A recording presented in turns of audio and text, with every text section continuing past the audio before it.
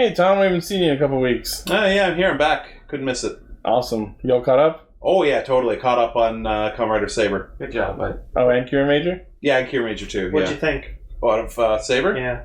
Oh.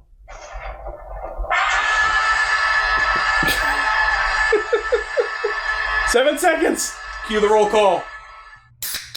We are live! Connect. Loading. Broadcast. Tempered Zeal! Bluecaster, Super Ichi! Loud and impulsive. Greycaster. Late. Illuminating the Tokuverse. Goldcaster Garza. Respecting the source material. Greencaster. Senshi.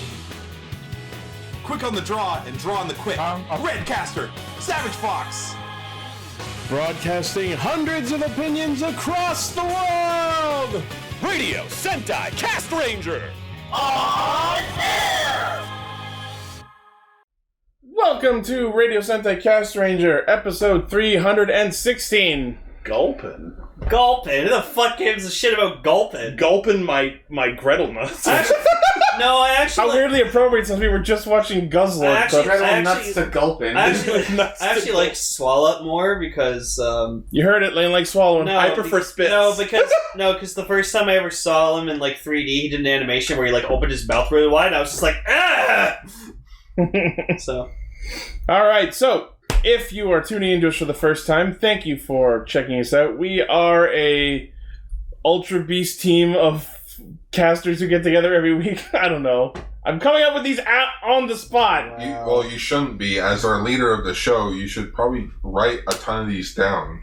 My charm is in my improv, Gar. It's not that good.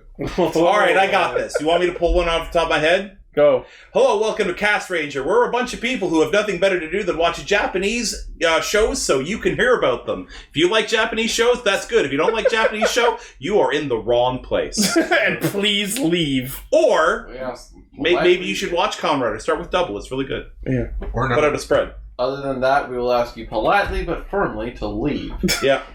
Kamen Rider bustin'. And you know, just so everyone just Makes me sit feel back, skip the dishes, rate the Shadow Legends, and here we go. Use our code in the description. Yeah. Hey, the Shadow Legends. I love how much free advertising Raid Shadow Legends has gotten out of us, and they don't give a shit. Yeah. Like, maybe, has anyone in the chat actually played Shade Rattle Legends?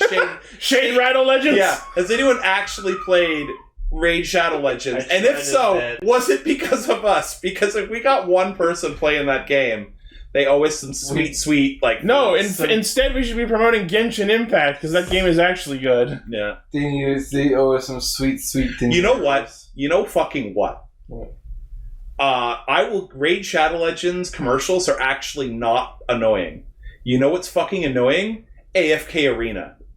Like, the ones, not the good ones, like the high-end ones that are like, they've got like, it's the ones that are like fake TikTok things where it's like, oh man, we're gonna do the AFK Arena, or hero opening challenge. Oh man, I got 2 purples.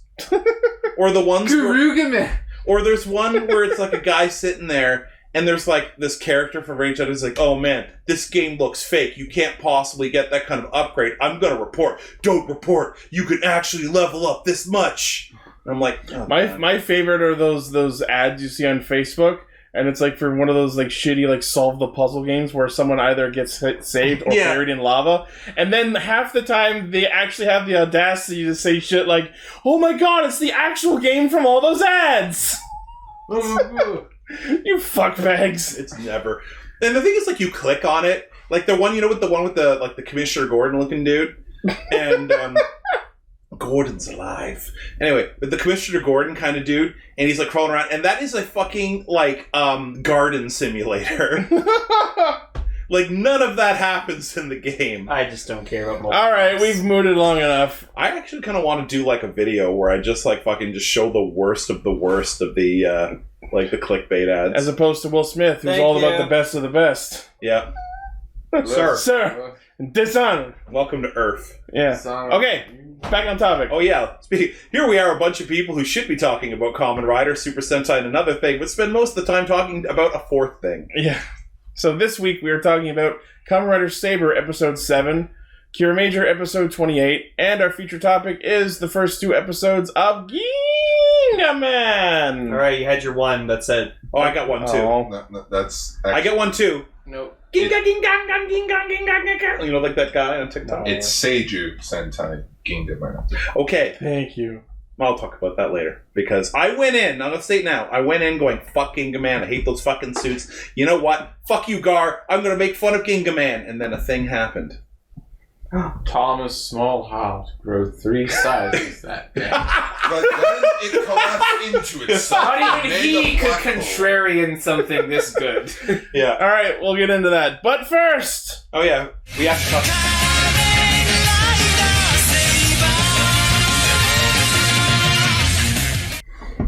so That. before we get to this week's episode, why don't you tell us about what you thought about the last few since you haven't been around? Remember when we were watching Kamen Rider Zeo? And I'd like to not. and you would groan when it was time to talk about it? Uh-huh. That's how I felt before episode 7. And after episode 7, I'm like, okay, you got one more chance. But I'm watching you. Okay, episode 5 and 6. 5, I can't tell you what happened in 5, and I watched it twice. Right? Because it's like, Spada talks about role play, and there's like a lottery thing that doesn't pay off. Homer buys a $5 pretzel, $5, get out of here. Huckleberry Finn. Yeah, and it's like, I took away nothing from it. Like, there was a ship that was sinking for 10 seconds, and then I watched number 6, and it was like, why do they keep cutting? It's like, oh, cool, new form cuts away. Okay, cool, this fight cuts away. And it's a disaster. You know how in Star Wars Episode 1, they show this really rad fucking fight, and then it cuts to, like, comedy, you know, like, we're talking, like, comedy, like, Jar Jar doing slapstick, and you're like, this is a tonal mess. Number 6 was a tonal mess. Now, number 7... Well, before we get to 7, so I'm actually glad that you agree with me that episode 6 was a fucking disaster in terms of You see pacing. my problem is... It yeah. wasn't a disaster. Let me clarify. I liked things that were happening in it, but they all happened way too quickly. You know what it felt like? And this is why I'm so mad. Okay, so the first, like, 3 or 4 episodes, I'm like, okay, they're introducing a lot of stuff, but I'm kind of a little underwhelmed and a little bored. And then 5 and 6 happen, and I'm like, it felt like, you know what it felt like? And I'm gonna say some harsh words, okay? Mm. It felt like Rio Soldier. Oh, God. Where they were just throwing crazy shit at you so you wouldn't notice that they don't know what's going on in the plot. The difference was Ryu Soldier only threw one stupid thing at you per episode. Yeah, but 7... Okay, first of all, 7 had... I'm going to with broad strokes. Uh-huh. 7 had practical fighting, a sustained fight scene, plot hooks that did not require exposition, and emotional impact.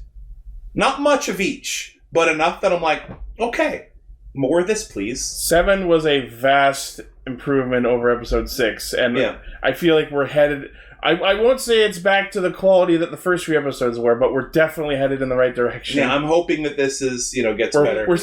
Because there have been some ships in the last few episodes, it's like we're steering back on course. I was mad at episode 6. I was pleasantly surprised. It slightly exceeded my expectations. Hooray! Also, guys, you got to remember, it's like the first bit of the show. It's not going to be all You know what? There's only nice so much... I know. Sunshine and Roses. There's only so much forgiveness I can give. I They think have to establish characters, villains, writers, new forms, new books. They're just doing too much. I think I touched on this lightly last week, but after this episode, I am confident that this whole Avalon plot is going to get resolved within the next couple episodes at most, and then something bigger and more important is going to kick off from there. I'm just hoping that it is like a Kamen Rider Drive situation where it has a problem getting its footing, but then takes off, or puts it into gear, as you will, and not a Rio Soldier where it starts to get good and the show's over. Yeah. So this is you know what? This is a movement in the right direction. Keep it up. Keep it up. So let's get into specifics for the episode. So it starts with Tassel's opening narration bit, and he's flying. I love Tassel. I made a joke we were watching where it's just like they meet Tassel for the first time, and it's just like, oh, who's this? And Sophia's just like, that's my husband. Bonlection! They're just looking at Sophia like, what? I'm fucking her! Does anyone want a masked Rider Girl Tassel? Oh god! You know what? Yes. I'm darkly curious. Do it. The costume wouldn't change much. It would just lose the mustache and get tits. No, keep the mustache. Put them on the tits. So I do have the Saber face of the week, and it's funny that like I picked this and then we decided to watch Guzzlord compilation. Yeah.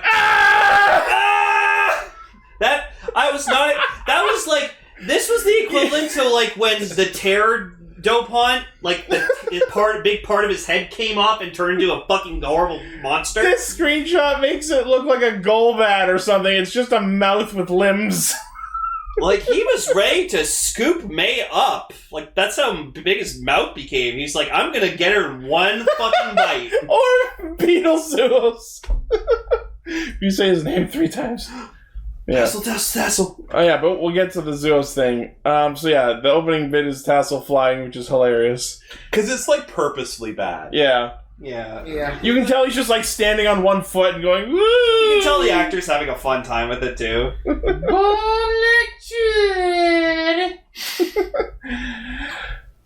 So the opening bit is actually longer than usual because a lot happens. So Rintaro, as we saw in the post-credits from episode 6, takes the Pegasus ride book out of its like locked chamber or whatever, which really doesn't explain why he hasn't had it with him up until now, but I guess it's because he couldn't handle it, because the point of his first half of the episode is taking it into the hyperbolic time chamber. I mean liberation.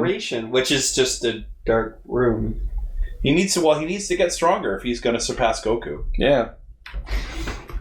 He takes it into the liberation to train in order to handle the power of a full 3 matching set of Wonder Ride books. Which he just does a bunch of sword play, collapses on the ground, thinks back to his teachings that his master taught him, and then went, you need to be better. See, this is the kind of like backstory of him with his master that I feel like we should have had beforehand. I agree, yes. But or some kind of hint to it. Yeah, like at some point when he was fighting, it's like, I do this to honor my fallen master or something like that. Yeah, this comes right out of left field. If we didn't so desperately need that, I would be more upset, but it's like, oh, okay, I can get behind Dead Master. Yeah, but then they showed him in a flashback. It was pretty cool. Yeah, he's played by Boken Blue. I know, a problem I have too is that the enemies, though cool, and I like the book writing thing, it seems that the monsters they're summoning are like really shitty, and they should literally have better shit. Like it's like they should be using fantasy books, but instead they're using illustrations by Less Fortune. The thing is, come on, that's not where I get it. I think there's a reason the monsters aren't better than they are. Draw me better monsters, cartoonist. I mean, even though they may not be that amazing, once they're completed, they can be revived endlessly, as we saw with Golem. Mm-hmm. And B, clearly Caliber doesn't give a shit how good they are. He just needs 13 completed books. Mm. So yeah, we saw Caliber's henshin in this episode. Well, we'll get to that. We're still in the pre-opening bit. I just wanted to talk about it because it's interesting. All right, that's going to be a very hotly contested point. Obviously, it wasn't the person we saw in the flashback. He didn't have long hair. He clearly didn't have a beard, and he wasn't in this nice, fancy, like, purple robe. They were silhouetting him, and that probably wasn't his voice. This show does not need more people in purple or blue robes. Which I like to think maybe it is still him, but it's been, 15 years? So, he cleaned himself up a bit. He had a haircut. Got a haircut, got a fancy suit. What the fuck ever? But I feel like if it was actually him in that scene, why would they silhouette it? They've shown us his face. Maybe it's a real Kento. Maybe it's Metal Yoshida. Or that is one theory, because he's going to be in the next episode. Or maybe it's a show for children. Kids don't really look at the internet and look up spoilers. No, they showed him in a flashback in an earlier episode. Yeah, they did. Maybe the lighting guy was just having an off day. Or maybe it's because the Caliber belt came out that week, so they're like, fuck it, we gotta focus on that more. It's you! This could be you right now. You're Caliber! That's like a picture of the Juicy Kid's on face on the body. Juicy! But yeah. I want that kid when he's old enough to be a Kamen Rider. Kamen Rider Juicy? Juicy? Yeah. Teams up with G. So, it's pretty safe to say that this is... Oh my god, Kamen Rider G is Juicy at an older age. He just got into juice and then got into fermented juice as an adult. Fermented wine. Oh god. The dark history of Juicy Kid. So it's pretty safe to say that this is not the only Caliber user. There's going to be multiple users, or I guess there have been. Like, you've got Caliber, and then you've got Soul Edge, and then you've got... Soul Caliber, Soul. One popular theory going around is that the Caliber that we saw Henshin in that scene is previous Saber. Oh, okay. God, they're really a guy Zord with this shit? Juice right? is a God slippery damn it. Yes, May had some pretty good faces, but I think the Zeus one fucking topped it for me. When I see a face like that, it makes me want to take a piece of takoyaki and feed it to her because we're on a date. That's the face she's going to make when she sees Rintaro's other sword later. I can't unsheath my sword. No, that was me last night when seeing Shigur's true form. Oh.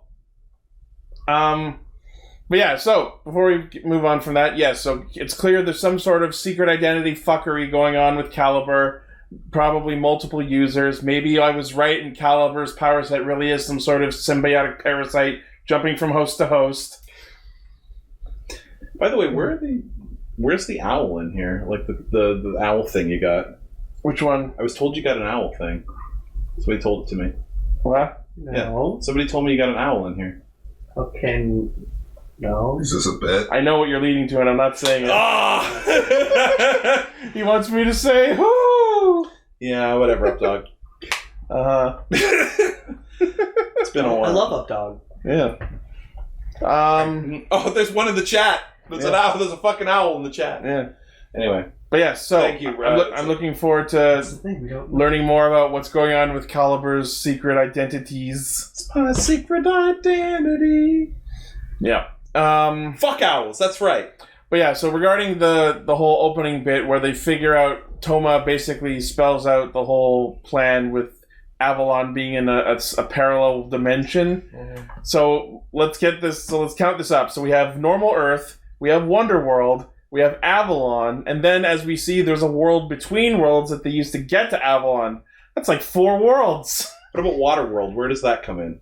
I'm sure that'll be in the movie. Okay. What if Wonderworld is Avalon? What if Avalon is just the friends we made along the way? Exactly. Maybe there's a Wonderwall. Now I'm just thinking of Avalon, and I'm like, isn't that where Babar and his family live? No. They live in the jungle. I was thinking of Avalar from Spyro 2. Would love if this show ended with just Toma waking up. You cut that. And Toma wakes up and May's just like, "Where's the monthly thing?" Where's the script? And nothing it didn't happen. I just love it was all a dream? All Saber was a dream. No! It was just in a book. No! We will not do this again! Oh, God. No! That's just going to be the end of Rider shows. We will not retcon the show! Retconning the show. Well, to Ryuki. You know what would be similar to that I probably would accept? Mm. Everything that we saw was just the contents of the book Toma wrote. How weird of an ending would that be? You know what the ending is? His editor finally goes out with her friends. This is some guy's fanfic. Yeah. That is true. Vegas says we're not Ryukiing this. I was thinking Ryuki, but Ryuki wasn't it was all a dream. It was I wish this never happened. So then I got this cool robot that was like based off King Arthur, and then he wielded me like a fucking sword. It was super cool. George R.R. Martin is just writing this stuff down for Fire and Ice. Yeah, they'll love this. Sorry. He's in his little dumb buggy thing. Yeah, oxygen tank. So Toma combines what he learned from all the books and Espada henshins and does the sword kata to start the spell to open the door to Kingdom Hearts. I mean Avalon. And then they go through the Everything's thing. about Kingdom Hearts with you. I mean, Kingdom Hearts is light. And then they go through the thing, and then you see in the background. Before they go through, I wanted to talk. So the books that they summon out of the library, So they said it was supposed to be 13 stories, but like most of them are not the story slot books because I see like Needle Hedgehog and Storm Eagle and like most of them are ones we've never seen. There was Hoshin Kamen Engi and Kobutsu 3 Koyak I in there. hate to tell you, Ichi, but you're going a little too deep into this. Oh yeah? There are books on eagles. There are books on hedgehogs. There are books on probably Pegasus. It's called Nat Geo! It's called mythology books and geography books. You think I've gone too deep? I can go deeper! If you also look at the images of the 13 stories in the book that Toma was reading and then compare them to the books that they used for the summoning spell, they are not related at all! Okay, well, and also, you know what, I'm going to quote Gar here. It's a children's show. They're not paying attention to that shit. Well, that's what I'm here for! Fancy thing that makes a portal that goes to another world! Woo! That's what they care about. Pirate toys. Pirate toys. Exactly. Most of them are ones we haven't even heard of yet! Exactly. Premium Bandai. That's gonna be us the whole series. Just each is gonna go so in depth, like overanalyzing everything. We're just gonna sit there. No. Also, if you I'm Mr. Belt Mechanics! It's not about a belt though. It's about books. Belt mechanics include the gimmicks! also if you scroll up, I put a picture of Avalon. Doom, doom, doom, doom, doom, doom, no, no, no. It's from Gargoyles, right? Yes. Yeah. Cool. Awesome. Tom got it. Yeah. Fucking great show. It's just, you know what? It's just a theory. Hey, it's Ryan McGee from Super Mega. It's just a theory. A Gaim theory. It really looks more like a hobo. No, that's not Aussie Man. He looks like someone living in a trip. As in Dias? Oh God, that's the butt of the day. No, that guy does Aussie Man reviews where he's like, "All right, you guys are gonna go to destination fucked. We got 2 people on a jet ski." He does like commentary to videos. It's really fucking hilarious. I'll play it for you later. You gotta check this guy out. So anyway, Toma and Kento... Fucking Aussie as in So Toma and Kento step through the door to Kingdom Hearts, and then we get this really weird shot of them like triply traveling through the realms as if they're having the greatest acid trips of their lives. The best part is you just see Caliber in the background. Even he's just like... He's like wandering in behind them like, hold the door, bros. Hang on, we'll get you. That was funny. But you also see that Caliber's opened the same door from his end using the 13 altar books. He's speaking Japanese backwards, which was cool. Yeah. Yeah. Because like I actually like when he like they subbed the what he was saying backwards, and so I paused and I was like, I can read that. It was basically the same spell but backwards because he's using altar books instead of Wonder Ride He's books. using evil books. Yeah. I meant to like pause and get the names of all of those books because most of them are also ones we haven't seen. But we did see the ones that we have seen, like Gansekyo Golem, Ari Kakirigiris, and we also the Medusa one was in there too. Yes, we know about the Toys R Us book with the frightened child in the background. One of the 13 stories that they summoned was the fucking Toys R Us promo book. Yeah, there's a frightened kid in the background. Okay, so that's the form. Oh my god, it's just a present and then a giraffe. Oh, a giraffe. Good to know. I'm a giraffe. Good to know that the Toys R Us promo was part of the fucking I'm plot. in Toys R Us the other day, and like they have those things. I'm not sauced enough for this. A lot of the things now are talking about Jeffrey, and it's like, I hope everyone's being safe. Remember, Jeffrey's watching you, and I'm like, wait, what? As in Dahmer? No, like Jeffrey the giraffe. No, I get it. I know. By the way, to our American friends, we still have legit full Toys R Us's here. Yes, we do, because we only have 75 stores, while Toys R Us in America, they had over 700 locations. Yeah, and the 75 ones here are spread out, and they literally share like distributors with Walmart, so they can function. Yeah.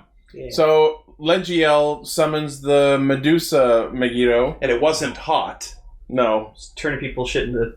Can't say hot when Emily's not here. Have I shown anyone my Medusa tattoo? Have you guys seen it? Have I shown you my Medusa tattoo? I think you have. Well, I've shown you guys. Yeah.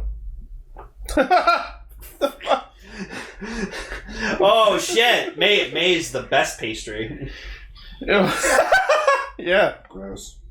And Ritaro's gonna give her the glazing. I could go so much worse with that, but I'm not going to. Oh, Did you just say Rintaro was going to give her the glazing?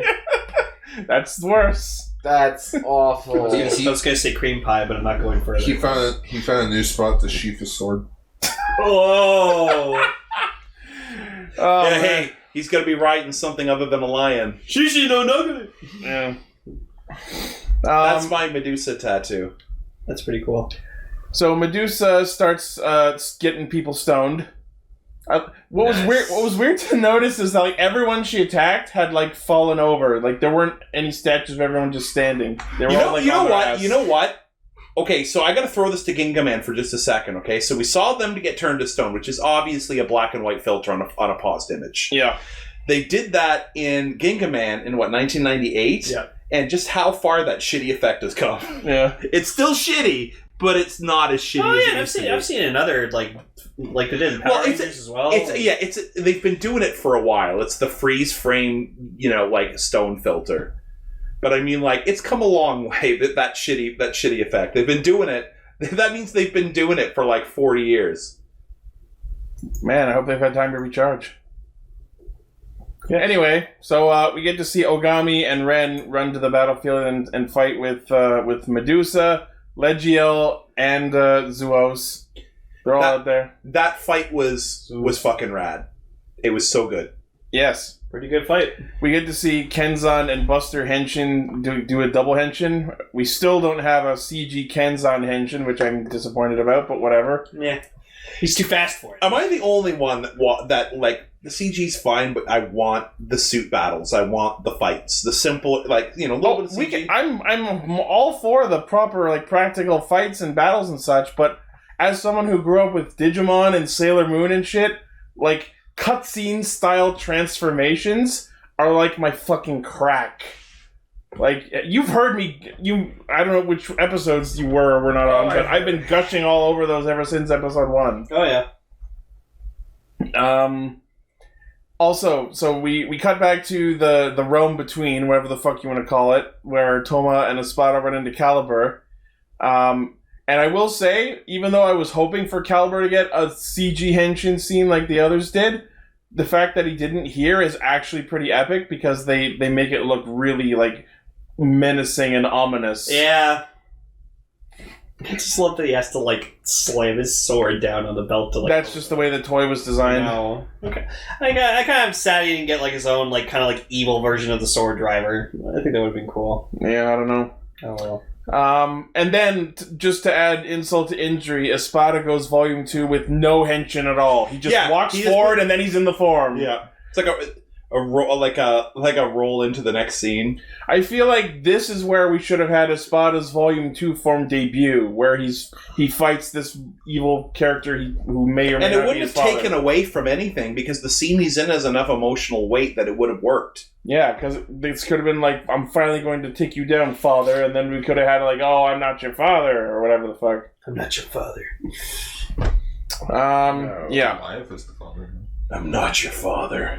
I am not your father. So, back at the fight outside of the parallel worlds, so Storius sneaks on in and captures May, and he's like holding her by the fucking throat. Yeah, she's and then like she gets like whipped into the fucking air and like super silly. Hey, that made me like Blades now, because the thing is, I really like her, and I was like, don't you fucking hurt her. And then she gets over there and he saves her, and I'm like, you have proven worthy. You better accept her affection. It's like an Anchorman 2 with just like Brick with like his girlfriend or whatever. Get your filthy hands off of her! Wait a minute. Hold up. What? Hold the phone. What? So I'm looking at one of these pictures here that Decker put in the Discord, but it's in the video version of the podcast if you're listening to this on Podbean. Uh-huh. There's May like by like a fountain or something. Is she wearing the Kamen Rider Mach helmet? It's got Mach's colors on it. White and red. But you know how Mach's helmet was able to like open up? Yeah. It looks like it's the same mechanism. It could also be a... I mean, that could just be the helmet that Mach's helmet was based on. That could also be a Maka Go-Go helmet. Or they could have just put some like decals on it and be like, hey, let's do a little cheeky. I think it is a nod. I think it is Mach's just like helmet when like he had to open it up. Does this mean May's gonna be a rider? Oh! I don't know. But yeah, so she is a Kamen Rider. Kamen Rider Swatter. But yeah, she's in the air. She's contemplating her whole life. Wish she could have gotten out more. And then like you just see Zeus' fucking craw open. Fucking just go ham. I was like, oh my god, are they putting Vor in my Kamen Rider? And then falls right into Rintaro's arms. Yeah, Blade like, I got you. swoops in and knocks him out and saves her, and here we have the ship is sailing. And then you just hear like the Yep. Yeah. And she makes like a heart. So she spends the rest of the episode swooning over him. You know what? I know this isn't going to happen. I would love that they have this relationship that he learns how to, because you know how he doesn't quite know how things go in the real world. I want them to have this relationship, and maybe it will add tension. Maybe he's got to rescue her. Maybe she's the key to something. And however I know it's going to be, she's going to crush on him. She's going to act crazy, and he's going to hide from her, and it's going to be a thing. And maybe in one of the movies they'll get together. God damn it! I would love it if they did. I would love it if they did get together, because we could see a lot of scenes of her teaching him Earth Society. And I would love there to be a romance. No, keep in mind, and this is going to sound horrible, I would if they can do a nice romance, I don't care if they kill her off for dramatic tension. Like, oh god, just for him to get his final form? Yeah. But the thing is, I want to see some fucking romance in my Kamen Rider. Right? We haven't had a good rider romance since Kiva.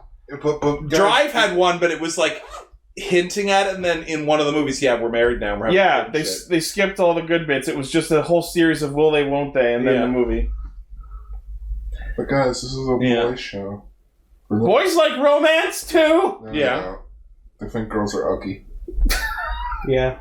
No, you're thinking of the Sentai audience. No, they think they have cooties. Which is weird that Sentai is getting all these really hot women. Though the problem is that she's his editor, and if she marries Blades, she'll have to retire. Throwing back to that social joke. Yeah. Rintaro comes in and saves Mei from Zuos and debuts his third volume form, Fantastic Lion, and man, is it fantastic! My boy's finally got his full combo, and I also already have the Pegasus book, so I have all 3 of the books. It's pretty nice. Like, all he's missing is like a nice, long, flowing cape. I was hoping that the Pegasus side of him would get like a long, like, wing-shaped mantle across the side. You know what I mean? Mm-hmm. I don't know if I love it, but I know what I hate, and I don't hate that form. I still like his Volume 1 form better, but this makes sense for his third volume form. This seems like the right choice. Yeah. But yeah, it's powerful, and he just wrecks Medusa with Hydro Vortex, which is pretty much just a sword version of Leo Cascade from episode 2, where the water shoots the monster up, and then he just jumps up and BAM! And I also like that, thank God, we actually got a CG henshin for it, even though so many henshins lately have been without the sequence. I think it's just because they realized that Blades is like a really... we gotta be consistent. Because he's the secondary rider, so like... You know where I'm going to put the problem I've been having with this show is, okay, an ideal fight should have a lot of practical fist, like hand-to-hand fighting. Yeah. And then when you get the CG finisher, it's exciting. Yes. If they're doing pretty much CG the whole time, it feels lazy, you don't care. Also, form changes, you should get a few fights in each form before you get the new one, and it feels exciting. This one just seems like, tried this. It almost feels like all the full bottle experimentation, but with none of the reasoning. Yeah, I get it. Alright, so, they kill Medusa. Meanwhile, Toma and Caliber get near enough that the dragons spawn and open the door. Their dragons touch. Yeah. So, like, that explains why no one's ever been able to go to Avalon before, because no one ever had both Brave Dragon and Jaku Dragon in the same room. So I guess that makes sense. The yin and yang of each other. It's not just, Toma found the way because he's the protagonist. It's, no, there was a thing that had to be done and no one did it. Yes. So they opened the door to the world that never was. I mean, Avalon. I mean, Helheim. Yeah, it turns out to be Helheim, but before that he's in like this world of pure light, and some weird blurry dude in a robe is shouting, "Don't do it! Don't do it! Don't do it!" Yeah, it's like, okay, do it. Well, because Toma keeps going up to him, just saying like, "Oh, I need this power" and stuff like that. And he's like, "Stop trying to like, stop trying to power up and power up. Just believe that you can do it." Yeah. And then after Toma realizes, "Oh my god, you're fucking right." They do this really artsy thing where he closes his eyes and the bright light world around him becomes pitch black. I also like that in the current episode of Kiramager that they also go to a world of white. Yeah, they probably shared the set for the same Yeah, day. they're kind of like, hey, what are you guys going down on set B? Oh, we've got it pretty much super well overlit, like white background.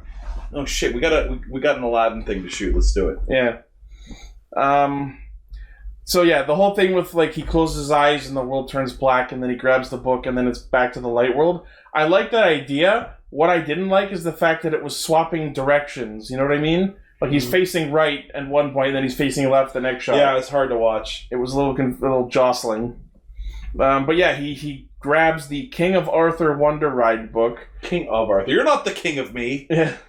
You're the King of Arthur. And then all of a sudden he's in Helheim, so I guess Avalon is just Helheim. And he fights this weird monster thing. Oh my god, the weird fucking CGI man in a fucking rotoscope suit monster thing they fought.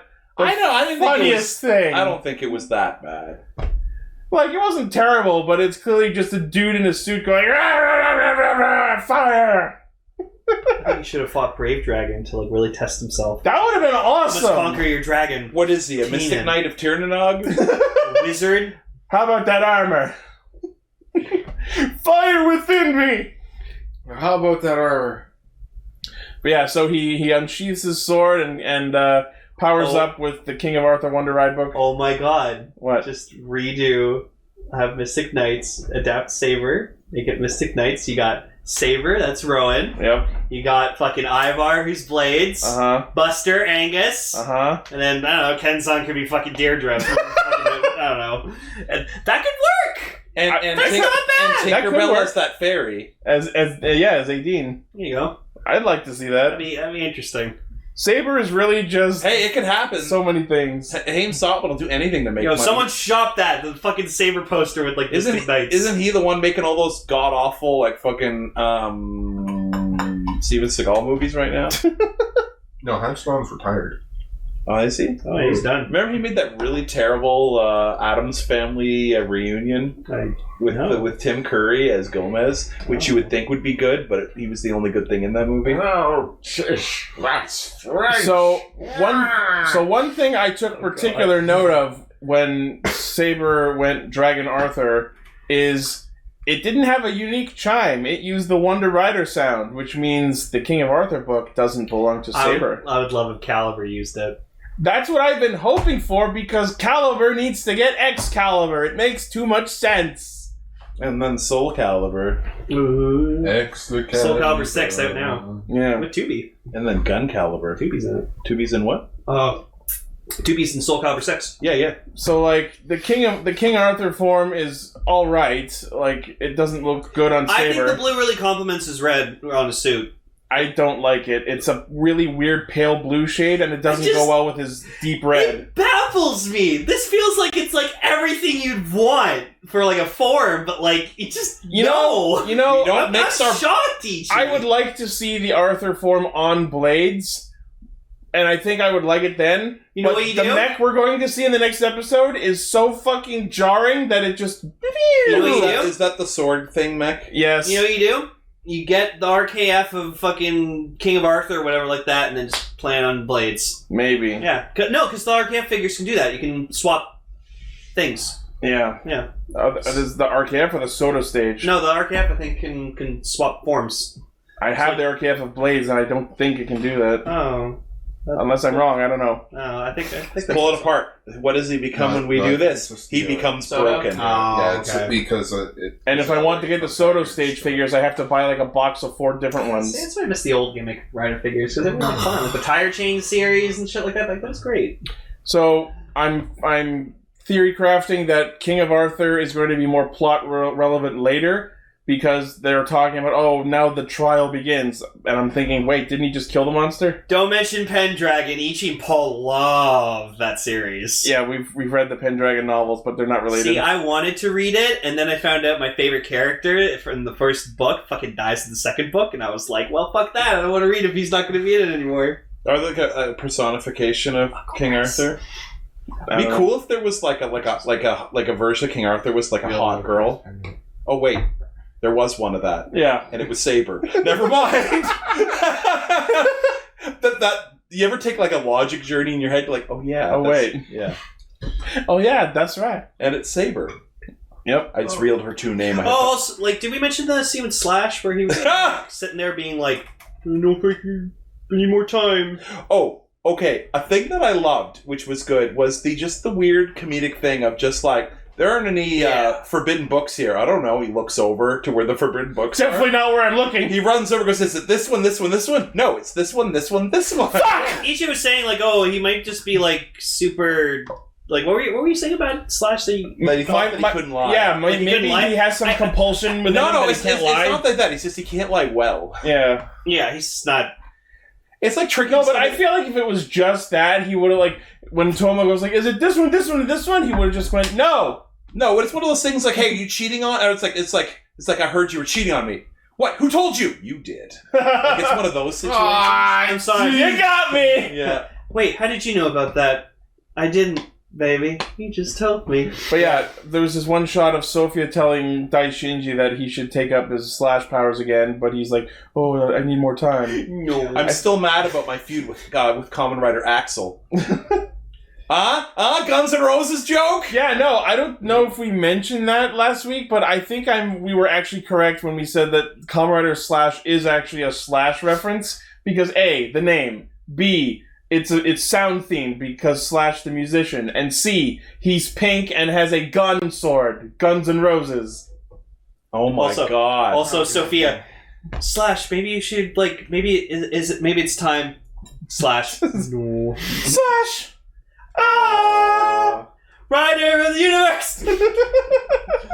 Slash is alive? Slash, I love you, but we only have 14 hours to get to Avalon.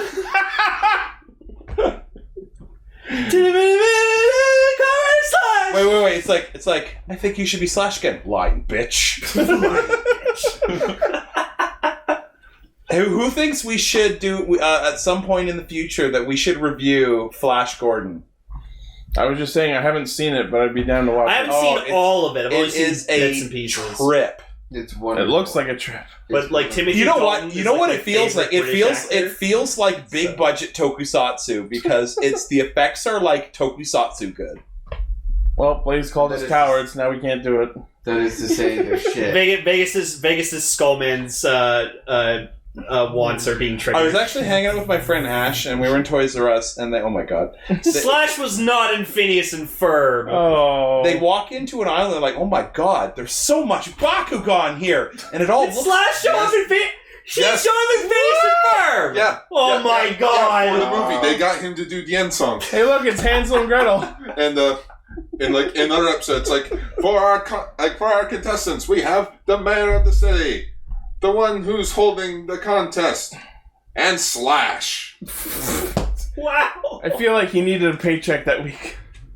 It's Slash. He always has money. Anyway, so my friend was like, oh my god, there's so much Bakugan, and Bakugan looks like shit now. Because they were really into Bakugan back in the day, and they're looking at all the new Bak ones. in the day? Tom, I'm gonna be real with you here. Bakugan's always been shit. Oh! We were all thinking it! I love you, Blazy-kun. Well, they were literally like, man, this all looks like crap, and then they dropped like $80 on Bakugan to That it. franchise needs to get gone. Slash always Bakugan. looks fucking cool, man. He's so... It looks like Danny Sixbang's dark form. Yeah. Slash is like secretly Danny Sexbang's dad. Wouldn't that be fucking dope? Hey, Dan! Come to my show! I'm the lead singer of Guns N' Roses. Yay! Good sunshine in a And you wanna come to my concert? I'm feeling But there's only one true best reference to Slash, and that's Brook from One Piece. He's literally a Slash reference. What if Slash was dead? What if Slash but anorexic? You And a clown. go watch One Piece. Anyway, so they talk about this trial, and apparently it's not just this creepy, stupid monster that he fought. So King of Arthur is going to have some plot relevance for the next little bit. We'll see the robot, and we'll see Saber being wielded like a sword. Nietzsche will rage about it all fucking week. I might cry. I think it's going to be funny and epic. So, It's my most fervent hope that they play it for laughs. like, okay, will you be better with it if you see Toma going like, oh, Mateo, like as he's being like wielded If around? he doesn't do it willingly, I might forgive it. Okay.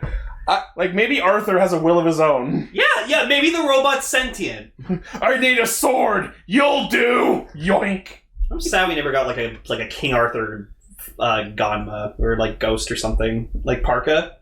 Oh, yeah. The problem, King Arthur! well, I was going to say the problem is King Arthur is a fictional character, but then again... Wasn't Robin Hood? Exactly. Yeah. Christopher Columbus, fictional character. Oh, and speaking of things about the King Arthur power-up that are annoying, holy shit, when it started slashing its sword, Shakin! Shakin! That's gonna get real annoying real fast! What? No, nothing. Let's move on. But yeah, so next episode involves this really big silver book that's probably gonna be a new power-up we don't know about. Oh my god. I told you, it's going to be a giant book. Yeah, That's it's got fucking multiple power slots. up. You know what it is? Hmm? It's Madonna's sex book. You ever heard of that? I was gonna go with the Bible. No. Madonna put out a book in the 90s that was literally... It came in a condom wrapper. I kid you not.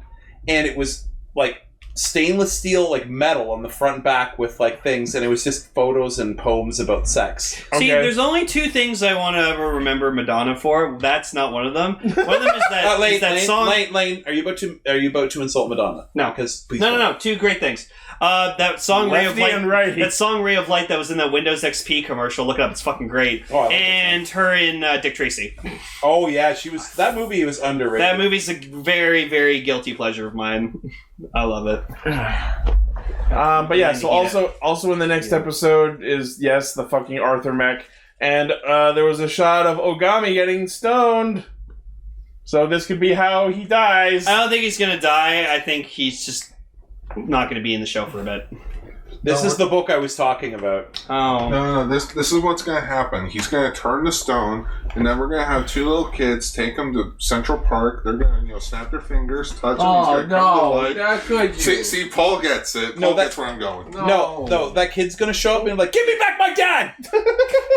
Don't do a troll in Central Park. Just shot of the kid. Oh. There's a shot of Toma handing Gekido to Sora. Oh no!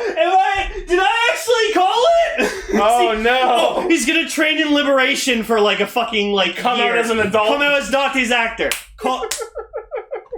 Fuck! Or maybe he'll come out as Oren's actor. That's why he's in next episode. Oh my god! Oh my god! I love that. No! I don't want Buster being wielded by Metal Yoshida. Sora grows up into Oren Pierre Alfonso with Hey man, when I grow up, I want to be a durian. Durian. Wow. Alright. Kiramager? Shaki!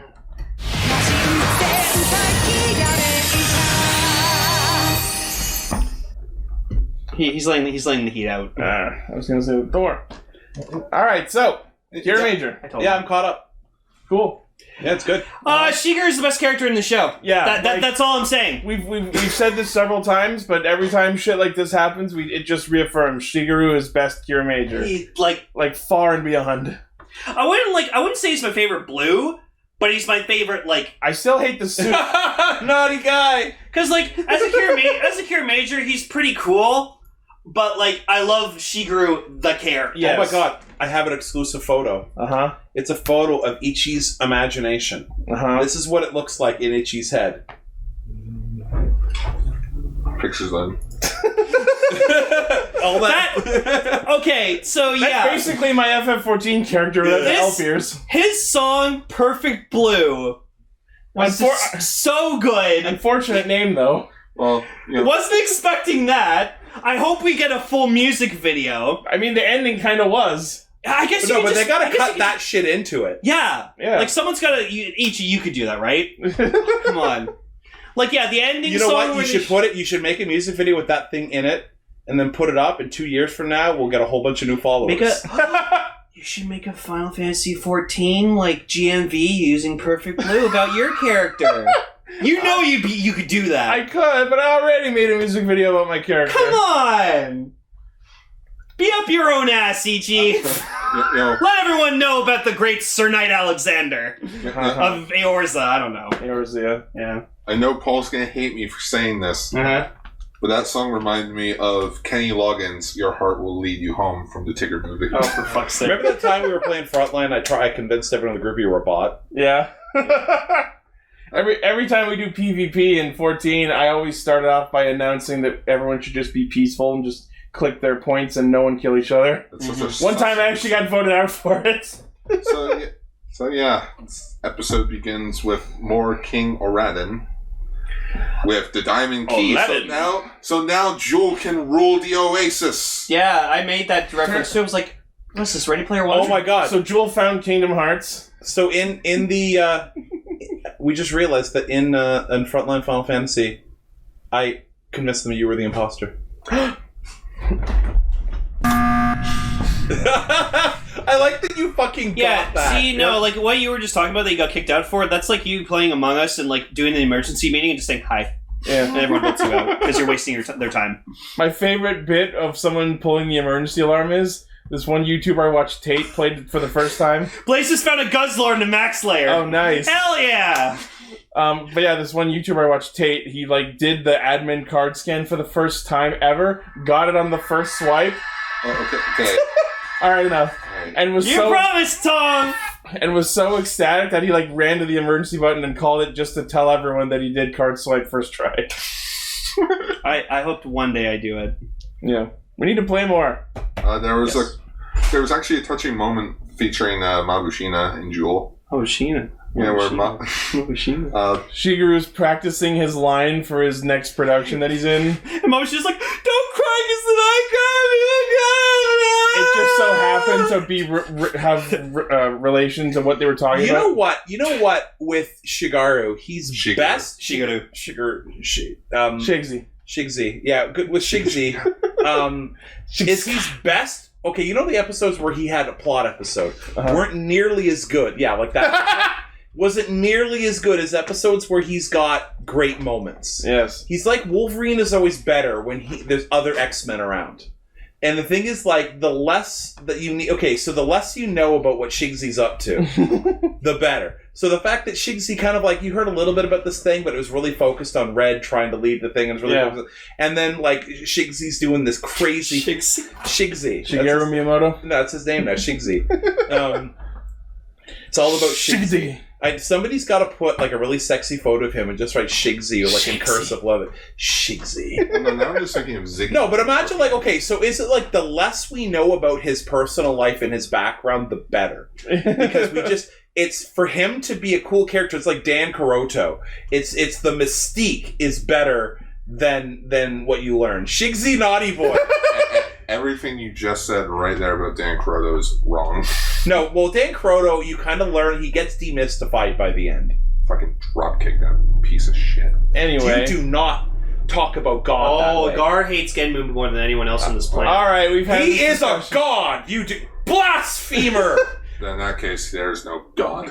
What is a god to a non-believer? He did not stand naked in a rider belt on top of a waterfall to be called fake. So as I was trying to say earlier, before both Ichi and Tom cut me off, that's what we do. It's a very nice scene where Mabushina was upset with, like, she's happy but upset with Jewel because it's like, I hate you, but I can't because, you know, you're having dreams about my dad. I love that. It's like, why are you dreaming about my dead dad? I want to dream about him.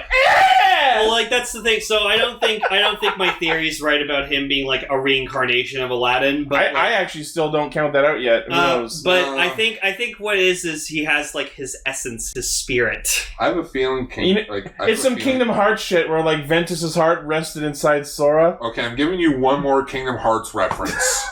I've been hearing nothing but Kingdom Hearts for the last 5 goddamn minutes. Am I wrong? No. Kingdom. Anyway, go on. I have a weird, it could just be a theory that he's still alive and Garza kept him captive or some shit. Or maybe he's like trapped inside Jewel's soul. Aladdin is alive. Aladdin will live. It's time to say goodbye to King Abubu. Speaking of Crystalia, though, Monster of the Week, he's in quote unquote invisible. Shigaru? Oh yeah, the monster of the week was fucking Projection Gomoryu or He was Projector like a Gomoryu. Godzilla villain. That thing was terrifying. Yeah, it was pretty cool. It was an interesting twist of like, oh, he's not invisible, he's just cloaked. Yeah, they were actually described straight up cloaking technology. We projected the background around him onto him using this fucking Nerf tablet. It's like those tablets. See, there's like a kiosk like in every mall that sells those like rubber things for tablets for kids. Yeah. I like By the way, do you like my new nickname? Naughty Caster. Oh my goodness. Shigsy Naughty Cat. I did like this one shot though where Garza was talking to Tarantula, and then you see like Garza, like a shot of Garza, but then you see like Tarantula's reflection in the tablet screen, and you see like him talking, and I was like, that was a clever shot. Kiramager. Somebody said Kiramager's giant monster designs are always on point. Oh, we'll get to that. Well, I got an image for that. You mean a caption? No, but like an actual image. But I'm looking for it, so keep talking. Okay. You were saying, Wayne? I was just saying like fuck, I don't remember now. So I noted that they added Yodana to the opening, and they left some slots for what will definitely be more generals. yeah, they did that last week. I did not notice. So the has last anyone in the mentioned chat it. has anyone sorry. called Yodana as like their official waifu of the show? Because I want to call it. I mean, she's blue, so I feel like I have first dibs. I get to hit need. Well, we gotta roll it. We gotta roll it. We need a random roll. Anyway, Is there a random roll? All right. Evens or odds? even. Wait, no, we got to see who rolls higher between us. No, evens or odds? I'll take evens. Or you want evens? I said even. I'll take odds then. And it is 18 even. Hooray! She's legal. Gross. It doesn't matter. Whatever. She's all our waifus. Multiple people can like the same character. Yeah. I think this can only be solved by a fight to the death. PvP in 14. All right. No, I win because you won't actually fight. You'll be like, I don't think that violence is the answer, and I gank you. I don't know. I've got a fully materiated machinist. Okay, I couldn't find the image, but when Sayo like looked over, That was the funniest like shit. Yodana's shoulder. What you? And she just looks over her shoulder. Hey, is that Raid Shadow Legends? Oh my god. Yes, it is Rachel. It's Paul. It's still me. You know the funny thing is this episode had great plot, great character, and it was funny as shit. Like, is it just me, or is Kiramager really fucking good? Like consistently good. Like I've been Lupat saying good. that. Yeah. It's Because still, I love Lupat. it has the best humor I've ever seen in the Sentai. Well, yeah. So But then there's that one problem in the episode that I have, just a teeny tiny problem. So, the mechs get, like, the Kiramager stones get damaged. They lose get, their sparkle. yeah, they lose their they're sparkle. sad. They're dusted, in a sense. Or they're, like, clouded. Yeah. So they have to go to, Almalba? It's Atamald. Yeah, Atamal. Where they... At the mall. They have to go to the mall, the Kira Mall. to get their shine back. And it's like, Spit shine! the only way to get there is to ask Embark. Who? Embark, King of Radin's mentor. Oh, was that how Overtime translated Hakobu? Yeah, Embark. So it's like, well, where is he? Oh, apparently he's on Earth vacationing. Why hasn't he come to help? Oh, he's been Because fuck us. he's been upset because right as he went on vacation, planet went boom. so Sayo being the doctor, she's like, Great, I'm on permanent vacation. so Sayo being the doctor, she's like, he needs therapy. I'm going to go there and help him out of this. And Is she also a therapist? and Shiguru's just like, no, he needs entertainment. Entertainment! Here we No, are now. no, listen. Entertain us. Listen to the doctor. No, I think Elisaya should have won. The doctor makes more sense. No, he needs entertainment. If he's depressed, I think he needs medical help. Nah, we'll put on a show. I don't know. During coronavirus, the unspecified illness. Yeah. I pretty much Tiger King was the only thing that got me through the first few weeks. But one thing, okay, so I actually asked a friend of mine who runs a fabric store in the States about silver fabric, and they said, and I quote, they had one of those people in the action suits wearing silver fabric. I said, yeah. And they told me that the fabric that they use, because I sent a picture, it's called Milliskin silver fabric. It is $50 a square foot. It is very expensive, and it damages so easy that you can scrape your finger a lot with your nail and literally take off glitter with it. Meaning that very likely they made the suit out of it, and then a week into filming realized that it looked like shit after anyone touched him. Just for context, this is in relation to Lane complaining about Kirame Silver's suit being gray instead of silver. So then I said that they've got a new top that doesn't quite match the thing, and they said very likely, like her theory was what my theory is, very likely it got damaged beyond repair, and they probably blew through all their spares, and then replaced it with another fabric which is less shiny, but it's actually a plastic sheer, which they all have on. You notice they all have that kind of like plasticky sheer coating on their lycra. Yeah, well, I understand, but just like I still notice it every time. You're probably going to notice that the pants and the gloves are probably going to switch to it as well. It is upsetting because it's just like, he's Kirame Silver. Yeah. But when you look at the suit most of the time, it's that dull. Kirame Gray. You notice something I noticed? Okay, go ahead, Gar. It's a Bandai of America figure. How many Power Ranger Silver Ranger figure, and like some of it's painted silver. But how many times have you noticed on metallic things, especially on Kamen Rider, when you see a close up of a glove and it looks like shit, and it's got like those like fucking lines and stuff? Yeah, and it's because the problem is there's some fabrics are more durable to wear than others, and since it's the chest, like if it were like a glove or the helmet, or even part of the legs, they could just spray paint it, you won't notice. But since it's the chest, you'll notice any repairs they do. It was the same thing with, like, Shinken Gold. Like, he was gold at the start, and then it was just yellow the rest. Yeah, because it's probably like the fabric just turned out to be too expensive to keep replacing. Because ultimately you want to find a fabric that has a good balance between looking amazing and not. So you'll probably notice that if they do have a silver shirt, they'll use it for inside stuff and close-ups. Whereas, like anything normal, they've switched to the different one. All right, here's an idea. I'm sorry that we're getting off track of the episode. It could be because of the pandemic. Like the people that they actually go to. Yeah, maybe they can't get the same stuff. Oh, maybe. Everything's because of the pandemic. Yeah, the unspecified illness. Jerry says, anyone who watched Extra will get my joke. Jerry says Kira Granger. Now I just want to see all the Kiramagers in gray. I mean, that's easy. Decker, make it happen! That's the easiest thing. You just take any photo and just like turn down color, turn up contrast. The speeding hero, Kirame Gray. The dashing hero, Kirame Kira Gray. Granger. That's for you, Lane. Thank you, Jerry. The show. Alright, we should probably go back to where were we in the episode? So Jewel and Shiguru's like, alright, I'm gonna go. Jewel, you're coming with me. Jewel, you're with me. Okay. You know what this show has done to me several times, where it's set up a plot where I'm like, oh, this is going to be fucking stupid. Like, oh, we're going to do a musical episode, or oh, we're going to do stand-up comedy, and I'm like, oh, I've seen this, it's so annoying. And then they just fucking nail it. Like, when they were going to play the band, and the song was like fucking fire. And I'm like, oh my god, this song, this song's great. Shiguru, and then this one, when the comedy thing, that like we were fucking rolling on the floor. We had to rewatch it because we were laughing too hard. Yeah, we got to the certain point, like after like she saw the tablet, where I literally said to Itchy, put it back. He goes, how far? I'm like, I don't know, a minute and a half. Yeah. And we went right back like for so long. Yeah. It honestly felt like the last half of Shiguru's routine was absolutely fucking ad-libbed. It's like the attention to continuity, like Shiguru's singing his song, and you just see Jewel like with the guitar, and I'm like, it's because he learned the guitar from the band episode. I'm like, continuity. Woo! Token, get your bass guitar out of the basement and come to my house.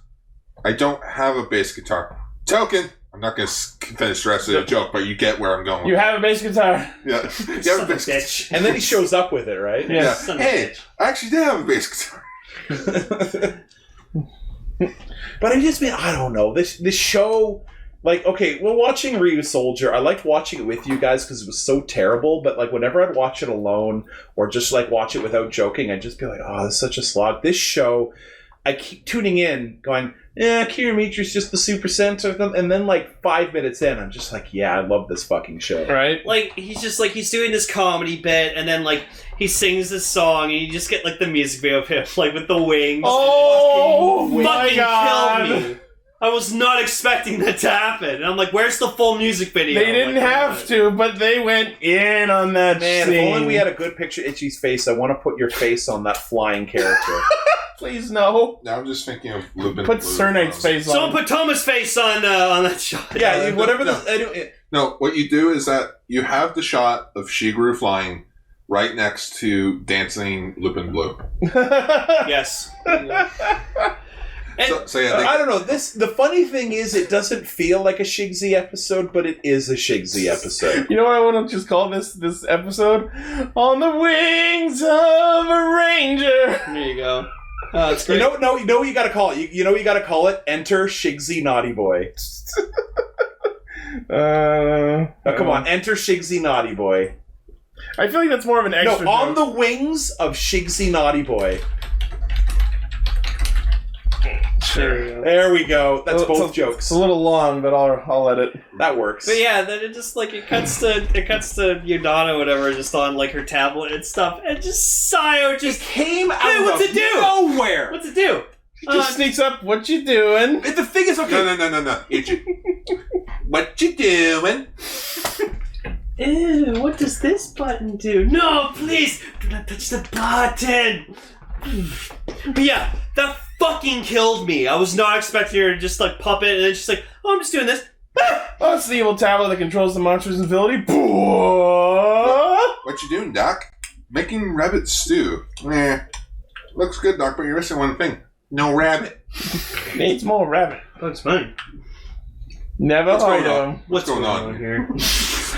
So yeah, they get to the island in which they find Embark just sitting there. Yeah, and then Shiguru goes into the song, whatever, and he just but the reason they're doing all this shit, he's like, "Oh, we need your help." No, please. All right, how about this? I have no emotions. If you can reawaken my emotions, I'll help you. But if you can't, I will crush you forever. Whoa, all right. Oh, by the way, he's voiced by Tetsu Inada, Okay. Doggy Kruger. Oh, shit! I knew I recognized that voice. Go master.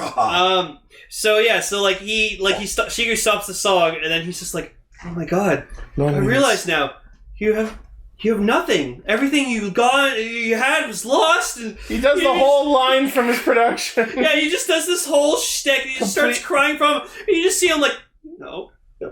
Oh my god. Don't cry. You make me cry. He starts crying, and then and she was like, "Guys, stop crying. Why does this seem familiar?" And then she was just like, I feel like I've seen this before. And it was all planned. He's like, yeah, I planned on making him cry. Shiguru is a fucking master. Yeah! Look at that! It's the Click on that old KKKers. picture. It's the original Ninja Turtles. Fucking gorgeous. God. I love how green's a darker gray. Green's shinier gray. No. Thank you. You just need 45 more of them, and then you have 50 Shades of Grey. 50 Shades of Kira Gray. Yeah. It'd be funny if there's only one true Gray Ranger. It'd be funny if you took like a roll call and just would Kiramager Gray, and then the something Kiramager Gray. That's what Gar was saying earlier. All I know is whatever the next Gray Ranger is, I'll probably buy everything related to him. Yeah. So what you're saying is you're racially biased towards gray people. I'm joking. I like the neutral planet. My Wi-Fi said that. Yeah. No, with Shiguru bawling his eyes out. I don't know why it reminded me of the weirdest thing in the world from Shrek the Third when they needed Merlin's help. And you got Justin Timberlake as King Arthur over there, as Artie over there. Oh no. Bawling his eyes out to Eric Idle Merlin. To be like, there are bad men over there. And we gotta get it really fast. I'm like, he's like, let me go see what I can do. He gets up. You're welcome. Don't watch Shrek the Third. It's a bad movie. Don't watch Shrek the Third. Go watch the real Shrek the Third, which is Shrek Forever After, or Shrek 3D. Hey, I'm gonna say it, and I don't care. I know. I don't like the Shrek You movies. don't like Shrek movies? That's fine. 1 and 2 are the. And I don't care that you're. Wait, no, I'm not going to say that line. Right. No, because somebody we care about did actually break their arm, so I do care about the person. But anyway, or watch Shrek Reanimated. Oh yeah, I watched that. That was fun. Okay, so you know how I've been going. I love practical suit fights, like monster or mech fights. Yeah.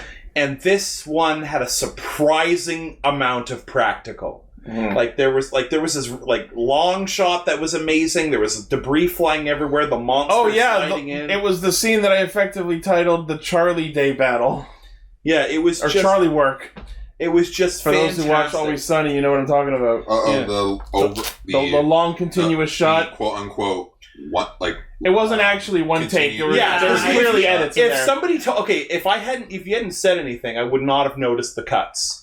But since you said it's one cut, I noticed the cuts. Like, for example... there are some armor changes and, like, a shot where someone goes out the window and... Now, here's the funny thing. The armor change was not a cut. They probably had two different suit actors. Exactly. Literally, he left the frame, the camera zoomed over, panned back, and he was in it. Yeah. No, but that's not what I'm talking about. I'm talking about... Well, that fight was amazing. I'm talking about the mech fight with the monster in the city where you saw the full city. Gigantic projector Gomu-Ryu. Yeah, and you saw... New class of monster, by the way. The city. It's a new class of monster. That's one we haven't seen before. Yeah. I don't know. I think I've seen it before. Ha ha ha. That does look just like it. It's if it had two heads instead of two cannons. It's Manjuro from episode 48 of Ultimate Antigua. It used a two cannon? Ha ha ha ha. Toucan Sam. But it's a Pokemon. You know what? I thought the fight was good. The thing is, like, okay, the only times, if you recall, the only times other than Bomba doing anything that I liked Ryu Soldier is times where they did really great practical fights. Like the first time you saw the kangaroo boxing thing. Yeah. It was mostly practical. They put up a goddamn ring. It just looked amazing. I know that CG is the way they go, but once they're there, I want to see at least a couple of shots of dudes in suits fighting. Oh, it then proceeds to go bankrupt from doing all practical. I like how practical, which used to be the cheaper effect, now is the more expensive effect. Yeah. So they convince Hakobu to join them, and it flies over, and I love that the first thing it does in its first battle is just huck itself in its stone form into the back of the monster's fucking head. And starts om-nomming on it. Surprise! It like opens its wings up as if it's about to mode change, and then closes it, and then does it repeatedly like it's biting it. Like, it's so fucking dumb, but I enjoyed it. I don't know, I used to play Splatoon a lot, and I would use the roller, and whenever I managed to come around a corner, you catch a person in the way, and you splat them, I always felt the need to shout surprise, even though I'm the only one in the room. I'd be like, surprise! I just love that first thing Hakobu does. Yes is and no dunk for on being a Gomu. reference. I mean, Gabu's just the word Gabu for bite. is like the Japanese word for like chomp. Like biting. Yeah. Gabu Gabu. No, he's not voiced by Kivada. He's voiced by Doggy Kruger. Kivada's Tomokazu Sugida. And then other Ginga. Yeah, he transforms into his jet form, which I guess is just Mashin Hakobu, and the episode just ends there. Weirdly, it's a two-parter. I mean, yeah, which is fine. I'd rather it be a two-parter instead of them rush the ending. And then That's fair. And then we get Blue's theme, Perfect Blue, and it's fantastic. And they what an unfortunate title, though. They made all these awesome shots of like Shiguru just at his best. And it's fucking great. I'm gonna say, I think I might actually get all these character songs because they're great. But you know the album will come out soon. I'm just waiting for one of them to be not very good. I mean, Mabushina's song was not great. Sayos is going to be cool. So far, Tommy Tomo's is like my. I want to get one. I like Tommy Tomo's. There's, I think, Kirame Silver's. Have they done this a lot? Because I remember they did it in Geki Ranger. They had the ending songs, and they don't do it very often. At least not in the years we've been doing Castranger. Wait, what? Oh man, have like the insert themes for the characters be the ending theme. You know what I'm thinking of? I was watching the Geki Ranger episode. My ultimate Super Sentai waifu was there. Miki? Melee. Oh. I would literally I would Miki still definitely. If you watch the second Space Squad movie, Melee's in it. Oh, you mean love Melee? Space Squad 1.5. Yeah. AKA what killed the Space Squad series. I was gonna say there haven't been any more of those. Once again, Q Ranger killed it. Like, I think my top 3 Civil War. Like tokusatsu waifus are like number 1 Melee, number 2 her name escapes me, Drive's wife. Kiriko. And number 3 is what's her name from Deno, the Natsumi. Nope. Or no, I know who the girl works on the train. Oh, Naomi. Naomi, yeah. Top 3. Yeah. But yeah, I think Shigsy's number 4. I think that's the only downside to the episode.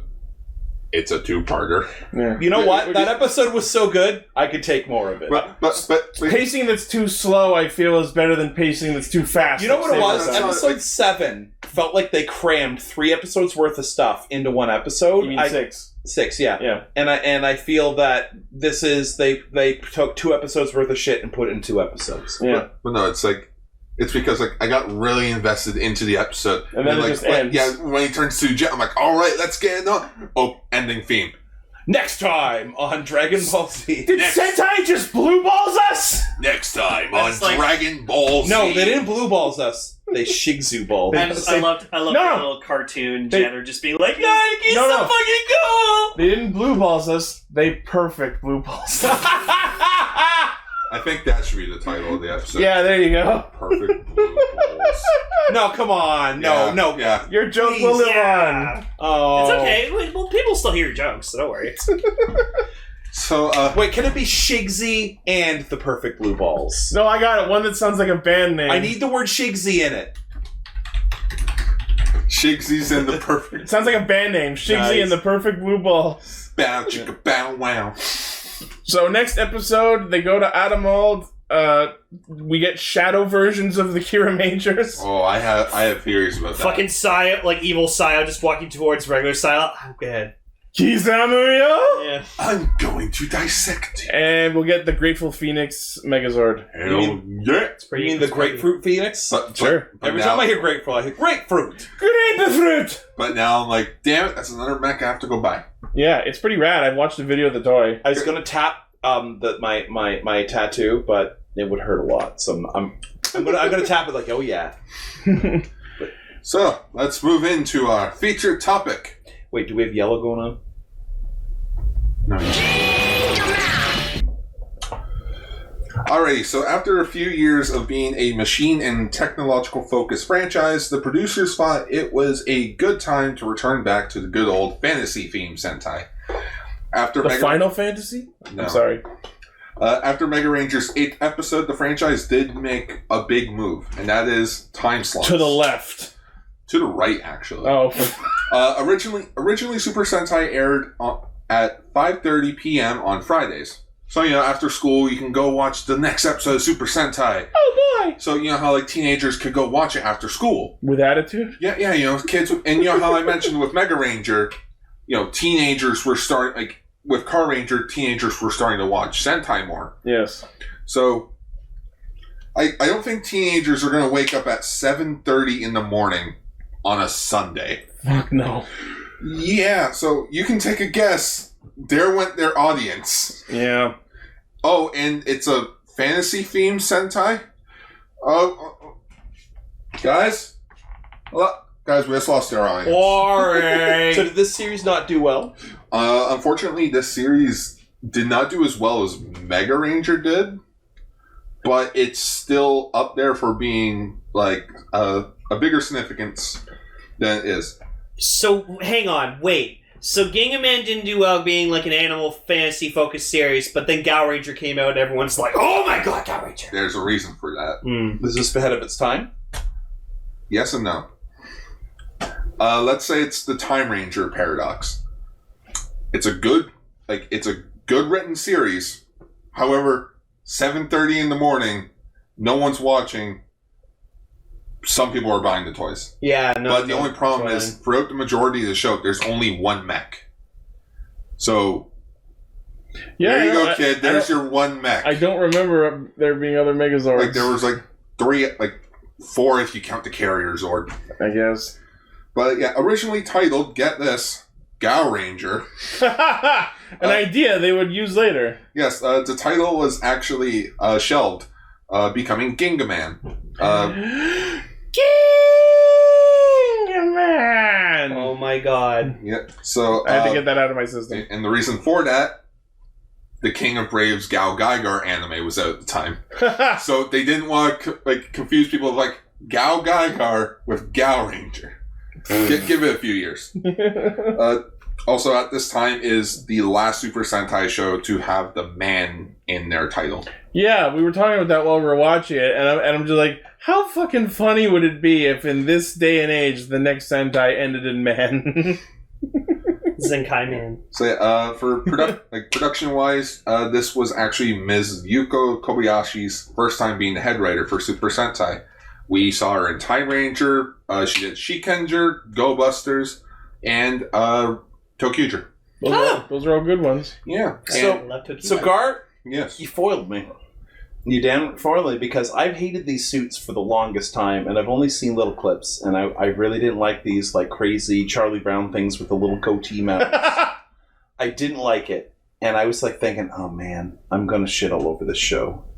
And I was going to, every time, my original plan was every time that somebody said Gingaman, I was going to play the Ginga guy. You know, the Ginga guy. Oh, God. However, you fucking foiled me. Because this show's fucking amazing. Well, speaking of the suits, Ginga Red's actually suit acted by Mr. Kamen Rider himself, Seijuu the Kaiwa. Really? Neat. Yeah. But anyway, but the thing is, so I'm like sitting there and I'm like, oh yeah, this is gonna fucking suck. And then like, I'm just like, oh man, is that a girl in a bikini? A villain girl in a bikini? Oh yeah. And I'm like, hey, working car ranger. Like, oh man, are you gonna kill off a cat? Oh god. Oh, the story. That guy's crying. I care about him now. Oh, these things look cool. Oh, hidden forest. And I was like, by the end of the first episode, I was like, this is really fucking good. By the end of the second episode, I was like, I'm watching this when I get home. But we're missing the most important and best thing about Gingaman. They have horses. Yeah. Ginga horses. And they use them more than the one time. And they've got horse armor DLC built in! You're telling me that the toys didn't sell well for Gingaman when they made a full fucking set of their figures with their horses? Come on! Kids weren't... Look at that! That's actually cool! Like, kids just weren't into it. I'd buy that! These feel like Barbie accessories. Like, you buy like a fucking Barbie horse ranch set, and then you just display them among these? Lane, don't give me ideas when I It's get great! the fucking collection. Anyway, as I was saying, Come on! Gar, I was going to stick it to you today, but the show was really good. Well played. So, Well played. So no Civil War today. Haha! But I just want to get into one more thing before we start talking about... Hold on, real quick. Answer. Oh, never mind. I was gonna say I thought the Pink Ranger's box had the Red Ranger on it because the coloring's weird. Yeah, 20 years being outside, probably light, but no, yeah. You know what the thing is? They were really ahead of their time, because if this was like 2005, the bronies would have been all over that. Yeah. So, You're a rich cigar. one more thing about the show before we get into this. You're probably wondering, Yes. what's with the galaxy? What's with the whole space thing? Why are they space themed even though they're in the forest and all that? It's all like, oh, we have Earth power. Yeah, they have the Earth power, but our creatures come from space and they have vinyl figures. Is it constellations? Well. Is that it? Yeah, they're the star beasts. Yeah. And it's like, but what's with all this like Ginga stuff? One word: Ultraman. When Mega Ranger was airing, Always Ultraman with you. yeah. Here's the thing though. When Mega Ranger was airing, this was when Subaraya made their comeback with Ultraman Tiga. The show that won, I don't know, the Scion Award.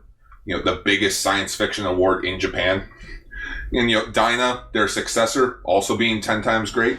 They're making all this money with all these new vinyl figures of all these kaijus and such. So Toei's like, we need to get on that money.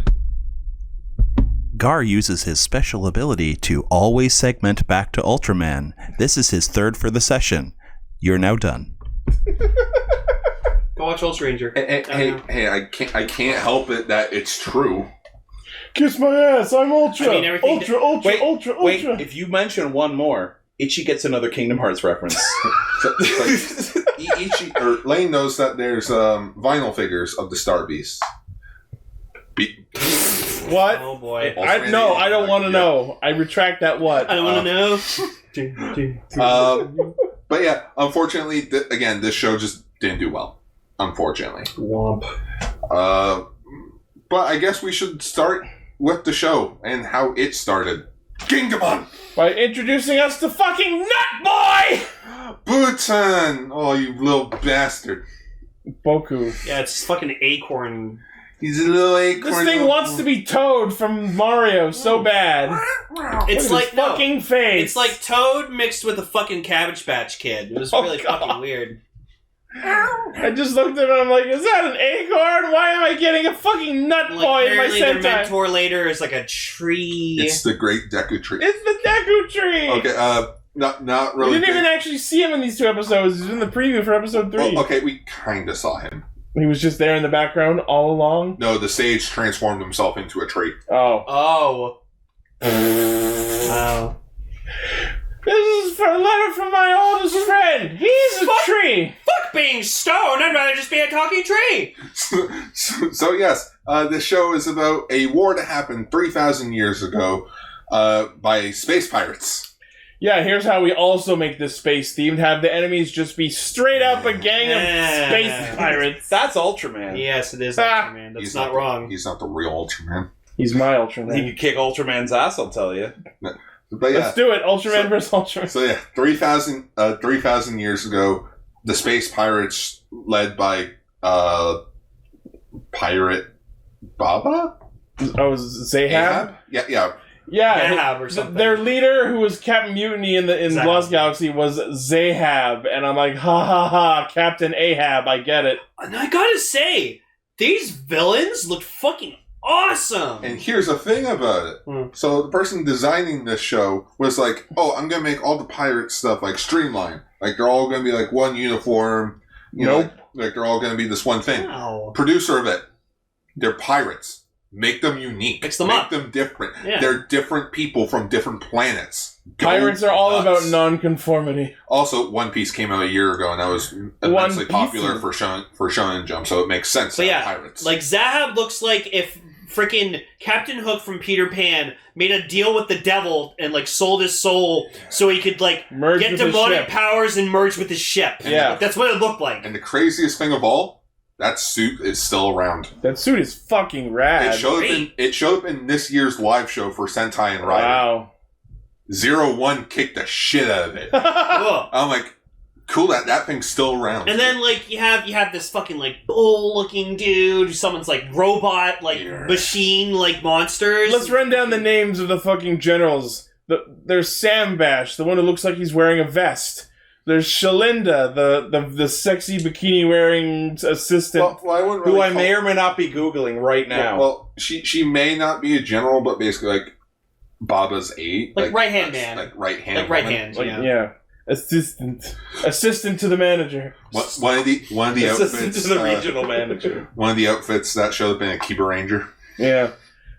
We have Batobas, who's the big tough brute face. You know what Sam Bash reminded me of? It looked like he belonged in like a Metal Hero show, or maybe like Kakaider. You know what? Like he'd be like one of Kakaider's generals in the background. I feel like he would have fit in with Car Ranger as well. Yeah. With the whole punk thing. Yeah. Then we have Ilias, who looks like some Egyptian voodoo priest. And she flies on a magic carpet. So, something about her, she's actually related to the little short guy. Oh, yeah. It's her niece, or it's his niece. I think his name was Bucrates. Yeah. Bucrates? I don't know. Like, what were you saying? He looked like Porto in a barrel? He looked like Porto from Turbo/Car Ranger if he, instead of getting into a big marshmallow, he got into a barrel. Yeah. Right? He's got the same face. Weird looking, but he had good animatronics. I love watching him waddle. I'm going to put a picture of the chat so you know what this Shalinda looks like. Because she is, like, gorgeous. Yes. Naughty boy. Boy. We gotta find that guy. Be like, she like has a good. She has a nice blue cape. So you can tell they didn't really let her out of the set that much, especially during winter. Although there was a shot of her in episode 2 fighting out in the snow, which I feel sorry for her. Yeah. Yeah. Oh, well, you can see that they've painted. Well, here's the thing: you can see that they've painted her, so you can't tell that she's like all red. Yeah. And then there's also Budo, who's clearly the samurai. Now, there's no way pirates. this character shows up in Lost Galaxy. Who, this girl? Shalinda? No. Trakina. Trakina is the equivalent. Yeah, Trakina is the equivalent because you can't have a Japanese woman in the footage. Was Scorpius original? Scorpius is an original event. So here's the thing about Lost Galaxy.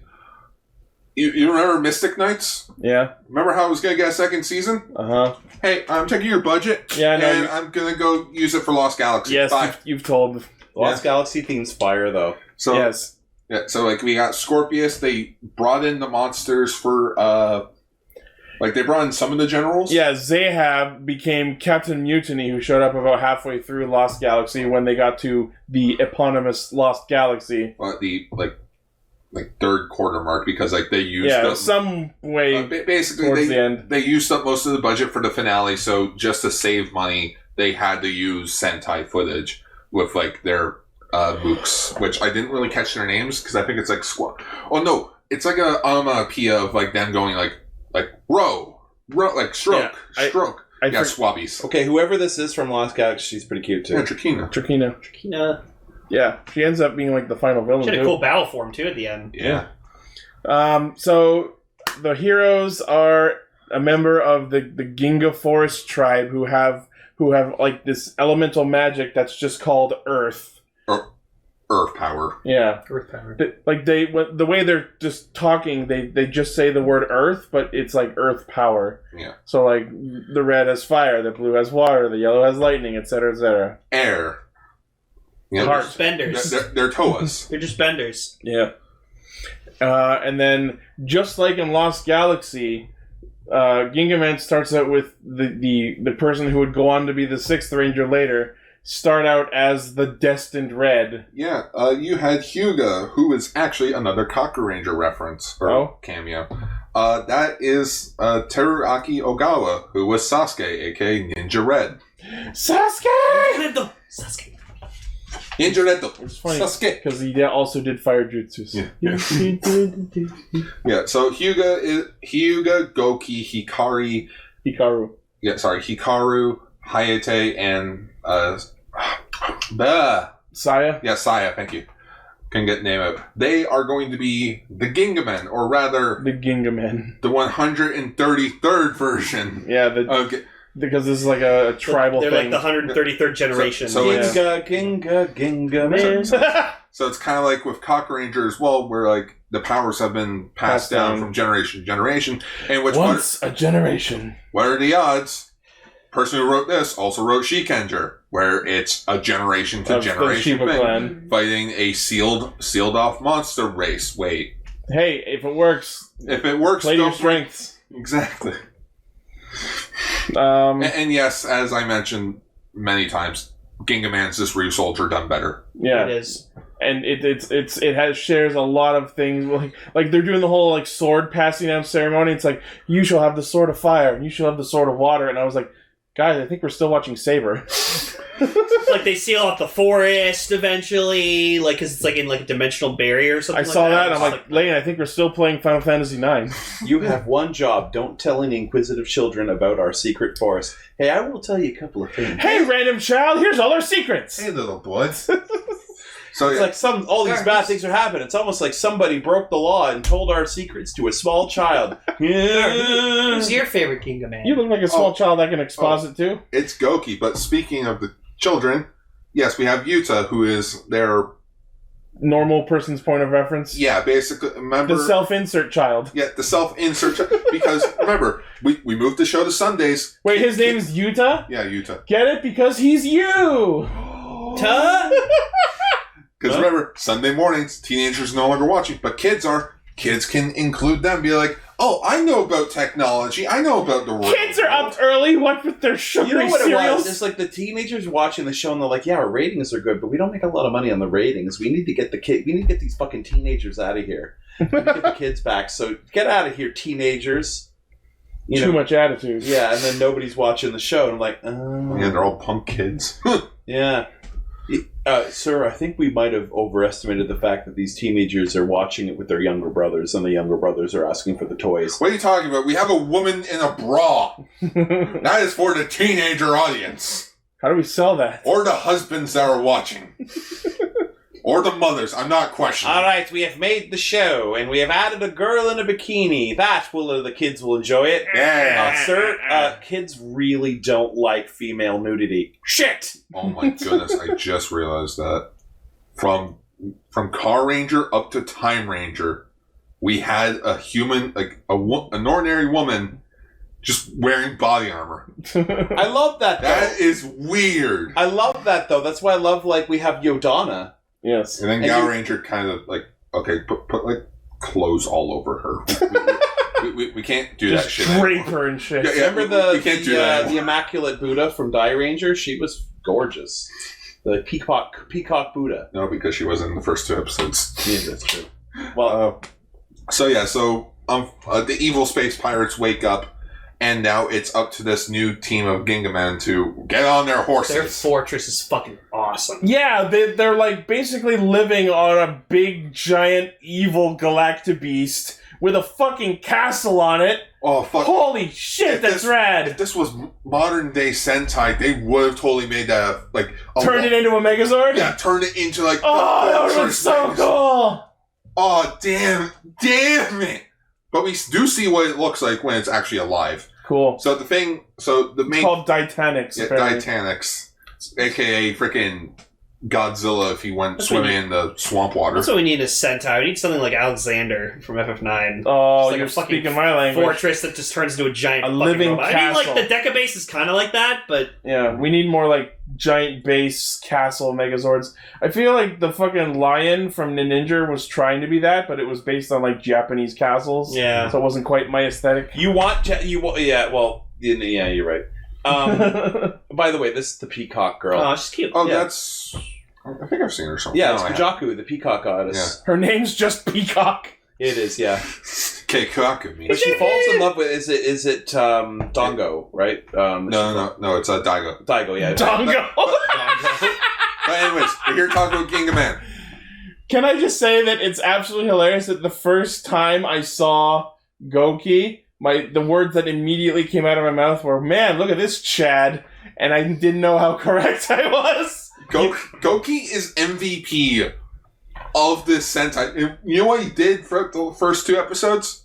Just cry. He cried. No, he's so gentle. Like I think would be my favorite too. Because he's like big and tough looking, but he's super fragile and nice on the inside. Yeah, like Ginga Blue's my favorite suit out of like all 5 of them. So he's my favorite. Gingaman. You know what I feel about this show? It was like, okay, this dude, his brother is getting a really good job. His brother's going to be the new Red Ranger, and he's happy for him, but he's feeling, man, I wish I was the Red Ranger, but I'm not really good at my job.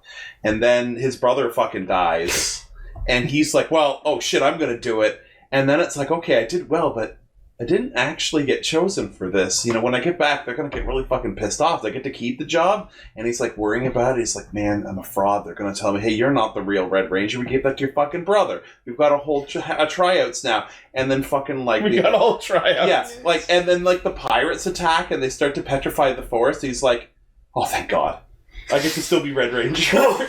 Good luck taking this from me now. I dodged a bullet. If the elder is frozen and petrified into a tree, he can't take this fucking bracer from me. Now, although it didn't happen in the first 2 episodes, that is kind of something that happens later on. Oh, that's awesome. So Hyuga comes back because it's revealed It's the same plot twist as Lost Galaxy. Yeah, it's the same plot twist as Lost Galaxy. Magnum Defender, aka Bull Knight, took over Bull Black took over Hyuga / Mike's body, and they were just walking around. He sacrificed himself. Hyuga comes back. Literally, next episode, as they're all celebrating his return.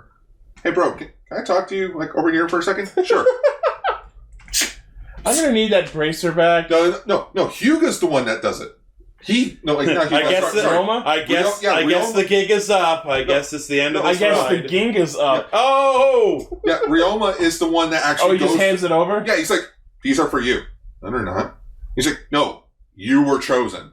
It's like, you made those powers yourselves, man. I'm good. You're chosen, yeah, but I fell into a fucking rock. And I got this sweet getup. Bull Black's better? By the way... Oh, he does get a cooler outfit. The funniest shit ever, episode 1, when Hyuga is falling down the chasm, he literally gives him like a encouraging gesture, and then fucking backflips into hell!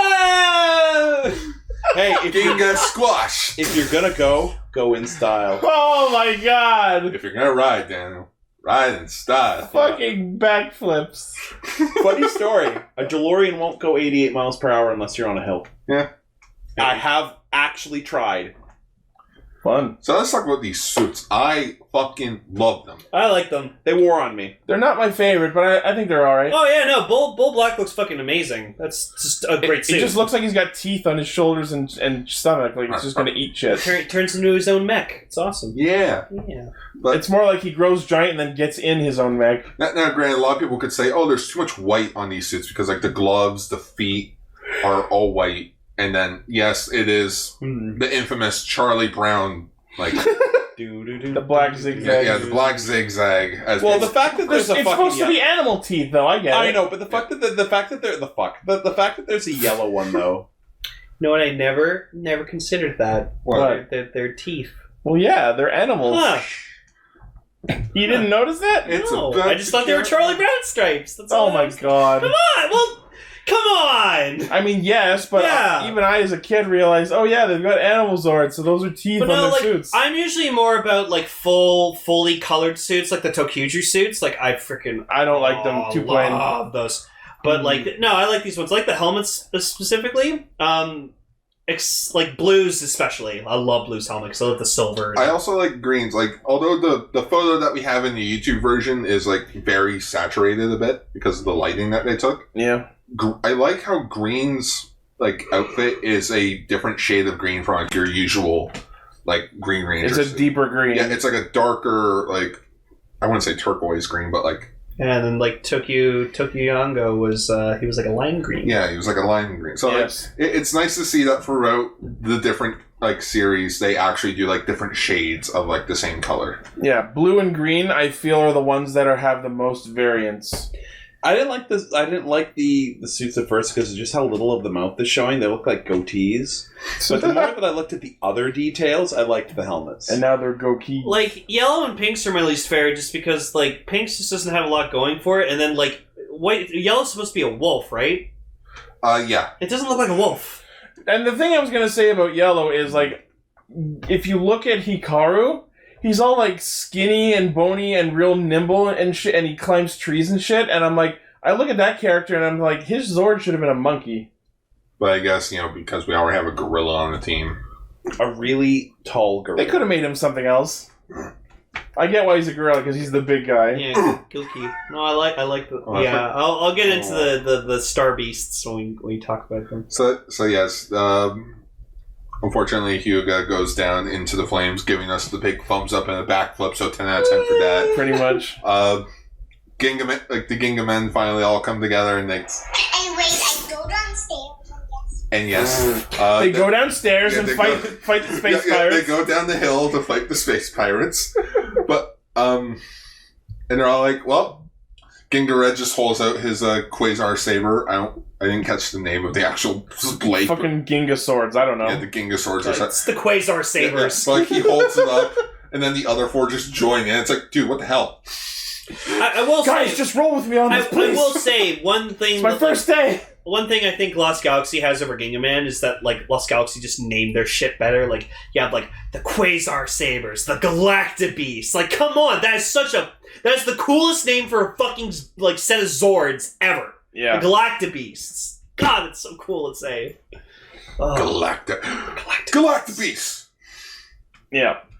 So yeah, episode 2 begins, and we get. By the way, the ending theme straight up sounds like a country song. Yeah, I love the ending. The country song is like, my town, or it's like, my village got turned to stone and only got out with my horses. Were attacked by space pirates, and my dog fucking died.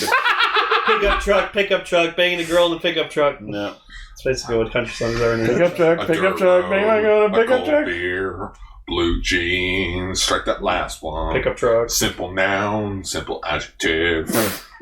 Okay, let's move on. Look up on YouTube every country song ever, and it's like some comedian made a song about every single freaking country. That's funny. Like modern country song. So episode 2 opens with the space pirates telling us about their base, Titanics, the evil Galactabeast, and how their mission thus far has been basically doing Sonic X things, eating planet eggs and stealing the Chaos Emeralds. Yeah, they blast through a planet, take what's valuable, and just eat it. You know what I'm going to call the ending theme song? What? Seijuu Sentai Malboro Man. Okay. I do like the ending visuals, though, of them riding. Oh, it's the ending visuals. It's the song. It's Is just terrible. them riding the horses. But then again, Am I the only one here that actually likes the song? I don't hate it. mind It's it. Gar, let me put this in context for you.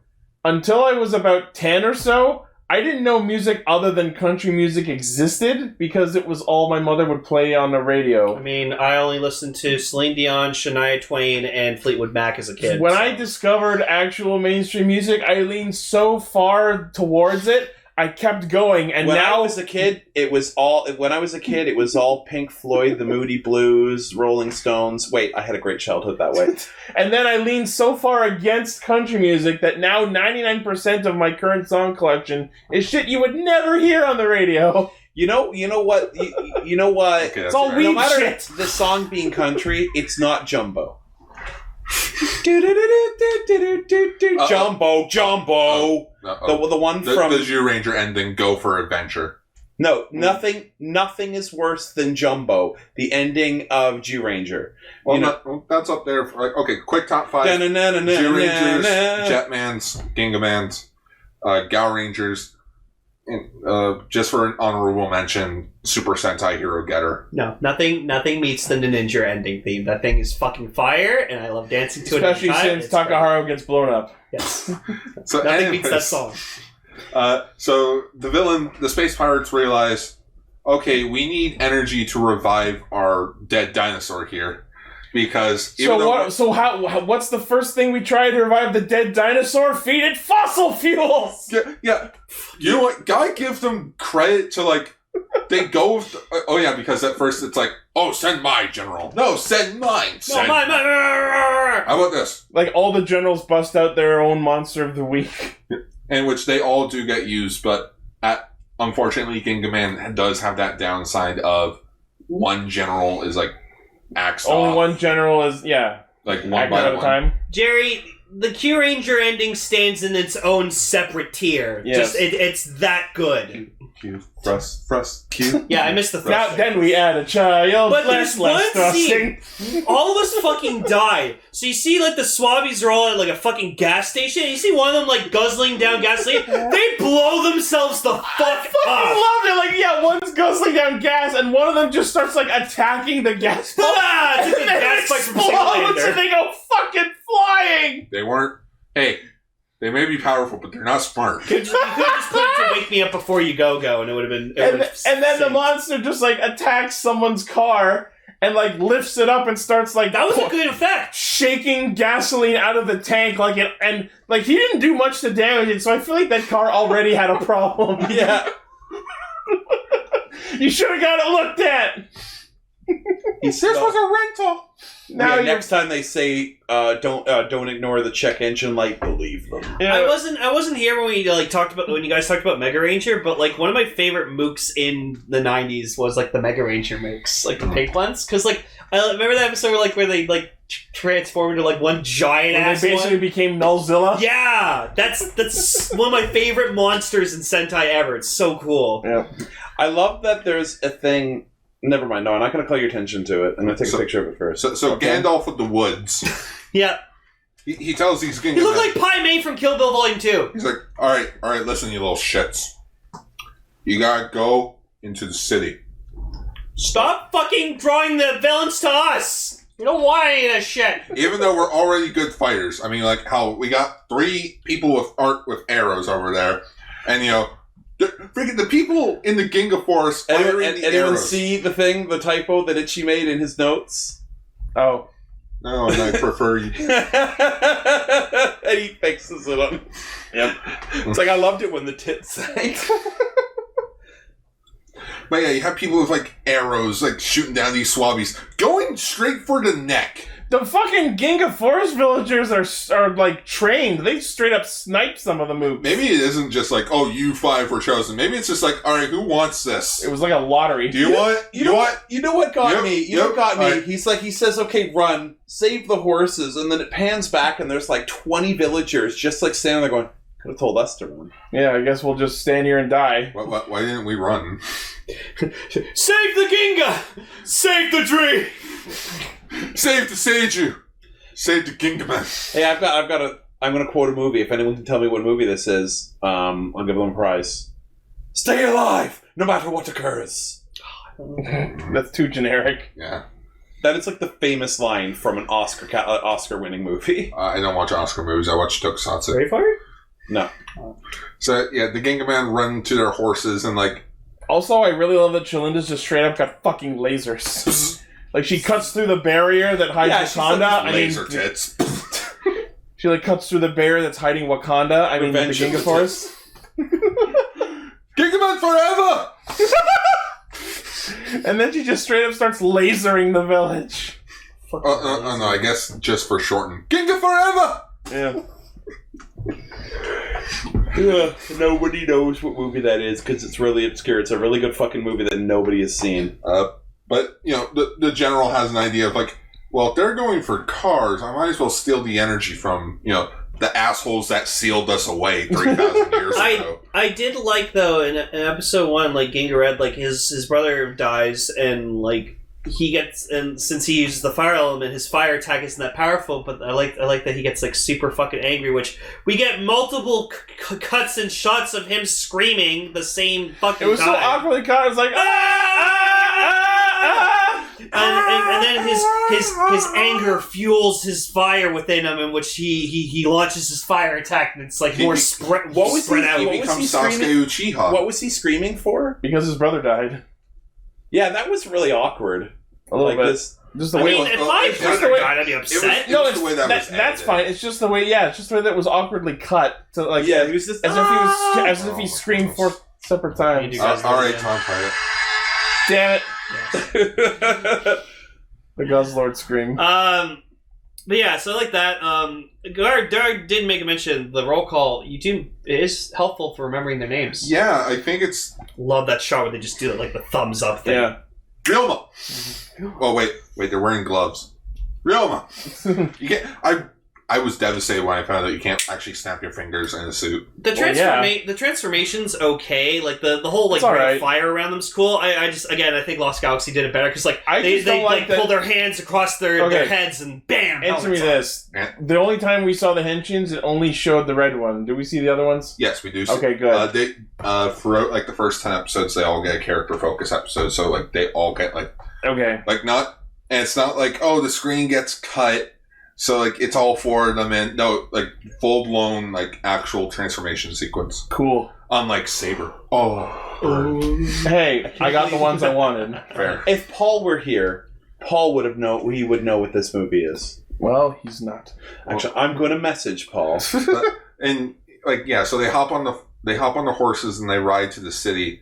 But unfortunately... Run and don't you ever look back! And then Goki looks back and starts crying. Goki, what did we say, man? Like when Goki found out freaking Hyuga died there at his funeral, like Goki's just bawling his eyes. Like, I mean, he wasn't my brother, but he's kind of like a brother to us all, you know? I mean, I've only known. Yeah, while we're watching, it's just like, I'm just imagining Goki like, I used to pretend he was my brother instead. And it was green or yellow that was just like, Goki, stop, man. Jeez. Hikaru. Yeah, and he's like, stop. Because Hikaru is... the snitty one? Like, you have Ryoma, who's the youngest, and then you have Hikaru. Hayate babysitted them, and Goki and Saya, Hyuga are like the older ones. Which actually, Saya and Hyuga are in a relationship. Oh, cool. Yeah. But yeah, so the forest turned to stone just straight up sinks into the fucking ocean. Yep. It's gone. Well, I like to think like fucking like Ryuga was just like, pretty cool. I would hate to be the guy that just drew the map of Japan, be like, and then there's the fort.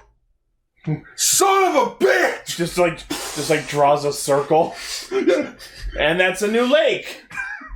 On your left, you will find nothing. It's Lake Ginga. You know what? There's somebody at the edge of the forest going, man, I'm really regretting buying so much real estate here. I got like 14 lots here, and nobody wants them because it's the middle of the fucking forest, walks out, there's a fucking lake. It's just like some dude who like bought one of those online, like, you can be the lord of an area. Yeah, but then it's like that he walks out, you know, like in his worthless house, and he sees that all his property is now lakefront property. I mean, that might be an improvement. Yeah, so he so people start moving in. He sells them all. Well, no, even in the winter, people love living at lakes. Sells it all. People build cottages, and then the Gingaman or win. The Gingaman? And then the force comes back up, and the property's all worthless again. Damn it! Speaking of winter, holy shit, there was a lot of snow in these first 2 episodes. Yeah. I think it's because of the Nagano Olympics. Maybe. Yeah. So they fight the monster of the week a bit, which is this weird scissors pompadour rock lobster wannabe. What year did this come out, Gar? 1998. 1998 Nagano Winter Olympics. When in 1998? Well, the thing is, they would have. They would have known about it beforehand. Well, yeah, but this was like 3 weeks. Like this was probably filmed in like late 1997, though. Yeah, well, they build up for a year. Like they were talking about it. Like remember when we're talking from February, 1998 till like March. So they knew building up. Like the year before an Olympics in a city, everything's Olympics. Mm-hmm. Ironically, it was at 2019, and then.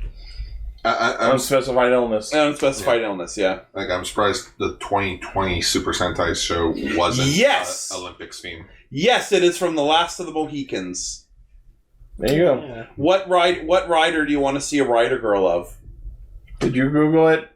Probably. I don't care. It took long enough that... I'd say Espada. You didn't get it. You didn't know Last of the Mohicans. Yeah. I've heard of it.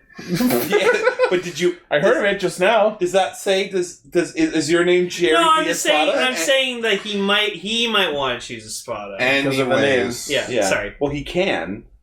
But, your name's not Jerry. I know. My parents had the movie. Oh my god, I'm old. The Gingaman get to the city. I had the soundtrack of this on cassette. Sorry, go ahead. So Gingaman get into the city, they bump into Yuta and his dad. And save them from falling rocks. Which was a good moment. Like, it was a good entrance. See, look, Dad, this is what a legend looks like. See, I don't like taking photos of the fucking forest. Yeah, by the way, the opening shot of episode 1 is this kid Yuta and his dad, and like his dad's talking about like, oh, we're here to gather data in the forest and discover amazing legends, and mid-speech the kid just fucks off and goes back into the car to play on his little laptop. I like the fact it's like, I don't, your legend is fake, I don't really care. And then like 20 minutes later, look, it's the legendary star piece. So it's like, bitch, you didn't believe about any of this shit 20 minutes ago. Yeah. Yeah, but that's before it fucking tried to kill my dad. So it's cool. I quickly want to get into the Star Beast, like the Galactic Beast from Lost Galaxy. I fucking love these things. Like I really like that they have an organic form and a machine form. Yes! Jerry, suggest a few girls. I have to make it work, so I can't guarantee, but suggest some girls you think it should be. Well, again, because Bandai was doing really well with the Ultraman Tiga and Dyna vinyl figures of the new kaijus and such. So they're like... The Dinos? Yeah, so let's make vinyl, like soft vinyl figures of the new Gingaman. I'll make the softest vinyl for our fans. Which, it was a bit weird because they were sold in a set and not sold individually. Oh, yeah. I honestly, if I could get my hands on those, I would. Oh, I would love to get my... But, like, they're so cool, so much detail into them. And just like they're all like, in my opinion, I think some of the designs are a little awkward. Like that blue ape one is just like completely standing upright. Yeah, he's too tall. He doesn't look like even though traditionally apes are hunched over. It's the weird thing though that like with Gingarilla as a they have hilarious names. Sounds like a drink. He looks smaller, even though he's meant to be like a big gorilla. He looks smaller next to like the others. I think he still looks pretty fucking tall. He's tall, but he's like so thin. Yeah, that's it. And like, what is the green one? Because it looks like a dragon, but I think it's supposed to be a falcon. I think it's like Falcon Dragon. Because I think they call him Gingalkin. Yeah, Gingalkin. I think it's supposed to be like it looks like Rodan. I think it's supposed to be a Rodan of arms. Oh, Jerry says it's a condor. Then why is it called Gingalkin? Are you referring to the Lost Galaxy name, or are you referring to the Gingaman name? I know Lost Galaxy said condor. Okay, Guard. Yes. Please tell me you see the exact same thing I do, like in their faces. Let me see. So go up. All right. So do you think? Huh? Yeah, I see. I see. His face kind of looks like Jet Jaguars. Yeah, I see it in the face. Yeah. Yeah, it's definitely Look the at eyes. those tits. He's thick. No, Gigorilla's my favorite out of all of them. He's awesome. He is thick. Where do they live? Space. Anyways, go watch Godzilla vs. Megalon if you want to see Jet Jaguar. He's fucking dope. My other thing is the pink one, which is supposed to be like a wildcat or a lynx. It's a lynx. It's so fuzzy that I thought it was a fucking sheep. Fuzzy Wuzzy was a Gingaman. Okay, Spada. What girl do you thinking this should be? Kamen Rider Spada. Drop some choices. That way it's still a surprise. Well, the thing is, if you say, like, this character, and it's from an anime that I've never seen, it's a character I've never heard of, I can't guarantee that I could get it right. Mm-hmm. So they form the mech or not? It's a fire beam attack. They stay in animal form. I love that he's like, you want me to jump on you? And he jumps up, but I thought it'd be funny if it's like, you want me to jump up? And then it's like, oh, crunch. It seemed like... no, he wanted to eat you. It seemed like he was like he was channeling like his power through the Star Beast, and then he was just straight up pulling an Aslan. Well, they say that the Galactic Beasts or Star Beasts amplified their power. We'll do that later at some point, because like the four of them are just other four just standing there, being it's like whoa! Naruto on the Toad's back, where it's like, like use your fire. Also, just the shot when Gingared jumps up and lands on the head of the really Gingaman. well done. That was so well done. Oh yeah, especially for 1998. Just damn. So they have a beam struggle with the giant monster. Oh yeah, I don't think fire works that way. I was calling. I was like, "Oh man, give me a beam struggle, man. I want that. I want that sexy beam struggle." Yeah, but the way the monsters grow. Rum. Yeah, rum. It's fucking rum. All right, I was going to mention that the monsters of the week just straight up drink evil space pirate rum. It's called Balbin Extract. Time to drink my life away. Which is true because, according to the narrator, once they grow, they cut their lifespan in half. Yeah, because they died of the Zords. Oh, shit. Morty.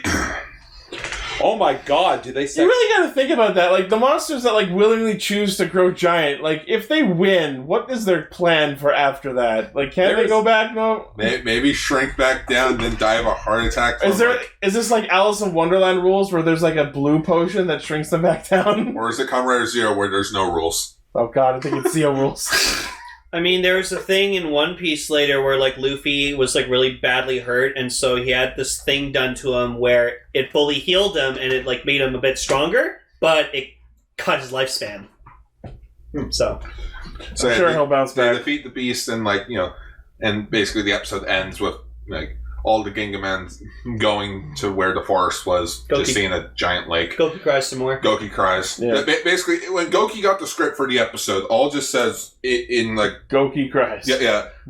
Where are those things called? Like the stage notes? Yeah, the stage notes just Goki cries. This is the first image that popped up for Penny from Ruby. But that's fucking adorable. Yeah. And it's funny because I didn't know she had feet. It's funny because in episode 3. Just Goki cries. Yeah, episode 3 preview, half of it is just Goki crying, and also the Deku tree. Because I noticed this with... You know what? I'm going to say it, and I don't care who hears it. Fuck the Deku tree. Okay. Fuck. Okay, I love Legend of Zelda. I'm the one person that doesn't like that fucking one that the Deku tree is from. Ocarina? Yeah, I do not like Ocarina of Time. There's just too much bullshit. You spend too much time as young Link, and the puzzle. I think it was fine for the time. It just doesn't hold up by today's Twilight standards. Princess, Breath of the Wild. That's where it's at. Wind Waker. Only the HD version, because the GameCube version had so much side quest horseshit in it was very glitchy. Yeah. So yeah, those were the first 2 episodes of Gingaman. So what do you guys think? It was really good. It's fucking cool, man. I would be interested in watching more, and like I love like these characters seem really great. I love the fucking Star Beasts. They're just like one of my favorite set of Zords because they're just so fucking cool. And the villains are awesome. I think for me the most interesting thing is the space pirates. Oh yeah, they get like the punk one. Sam Bash. Yeah. I feel like his name is a misspelling of some bitch. Some bitch. Some bitch. Apparently 3,000 years ago they had guns. See my joke in the chat? What did Deku ever did to you? He lied to me about not having a quirk. Yeah. You were saying? It's not much of a spoiler, but basically he's the first general to go. Okay. See, he seemed like he was like, I'm first. But here's the thing. The Gingaman don't beat him. Oh. He goes crazy. Oh, sick. And he jumps off the fucking cliff and dies. Oh! Yeah, he's like, finally, the great power. Opens it up. It's not here. Why is it not here? That's right. He just took it. He's the one that took it. Like, he only refers to it as him. Or he just commits Sudoku in shame. Yeah, takes his bike. Sudoku? He commits Sudoku? It's like, I am mad. I need to go. I need to play number puzzles until I'm dead. He takes a fucking knife and he starts carving 9, 3, 7. That was on purpose, by the way. So yeah, takes his motorcycle. Have you never heard that? Dead. I heard that joke plenty. He Sam bashed his face in. Oh, Jared Espada, you're obviously a bigger fan of Penny. How sexy do you want her looking in this? Because when it's a character somebody else likes more than me, I like to ask. Tom, what do you think of the first 2 episodes of Gingaman? I fucking liked it a lot. Good. I want to watch more, and I'm kind of pissed off you just told me how it ends. How'd you like Gingaman? Well, that's just how one general ends. Yeah, that's okay. Yeah, that's like episode 10, 14. Oh, okay, all right. There's still like 50 episodes of this show. Plus the crossover, that's canon with Mega Ranger. So Jared, cute, but with skin. Speaking of cannon, holy shit, Zahab has like a hook shot and a fucking cannon hand. That was awesome. Where's my SH Figure Arts freaking Captain Mutiny? Yeah. SH Figure Arts 0. It can just stand there, but give me like different arm pieces. With hook shot action. But yeah, if you haven't seen Gingaman, it's legally available on Shout Factory. Go watch that shit. Shout Factory gets a bad rap, but it's got your back, man. I mean, like, who else is, like, where do you, like, for some of this stuff, where the fuck are you gonna go? Fan subs. I know, but fan subs for older shit's hit and miss. Yes. No, Gingaman, I watched the fan subs for Gingaman. They weren't that bad. They were actually really good. No, I mean hit and miss going to find them. Like, you find a lot of broken links, so you gotta go through, like... It depends how old you go. Yeah, so some of them, if they've been done more than 5 years ago, all of the links are dead, and you have to find somebody else that has them. Oh, yeah. Because fan subbers kind of have to get shut down a lot, right? Yeah. So it's like... So a lot of these things... I remember I was looking for the original Kamen Rider, and like literally it's like, oh, here's where it is. And you click on it, it's like dead link. Wait, was that this year? No, that was a couple years ago.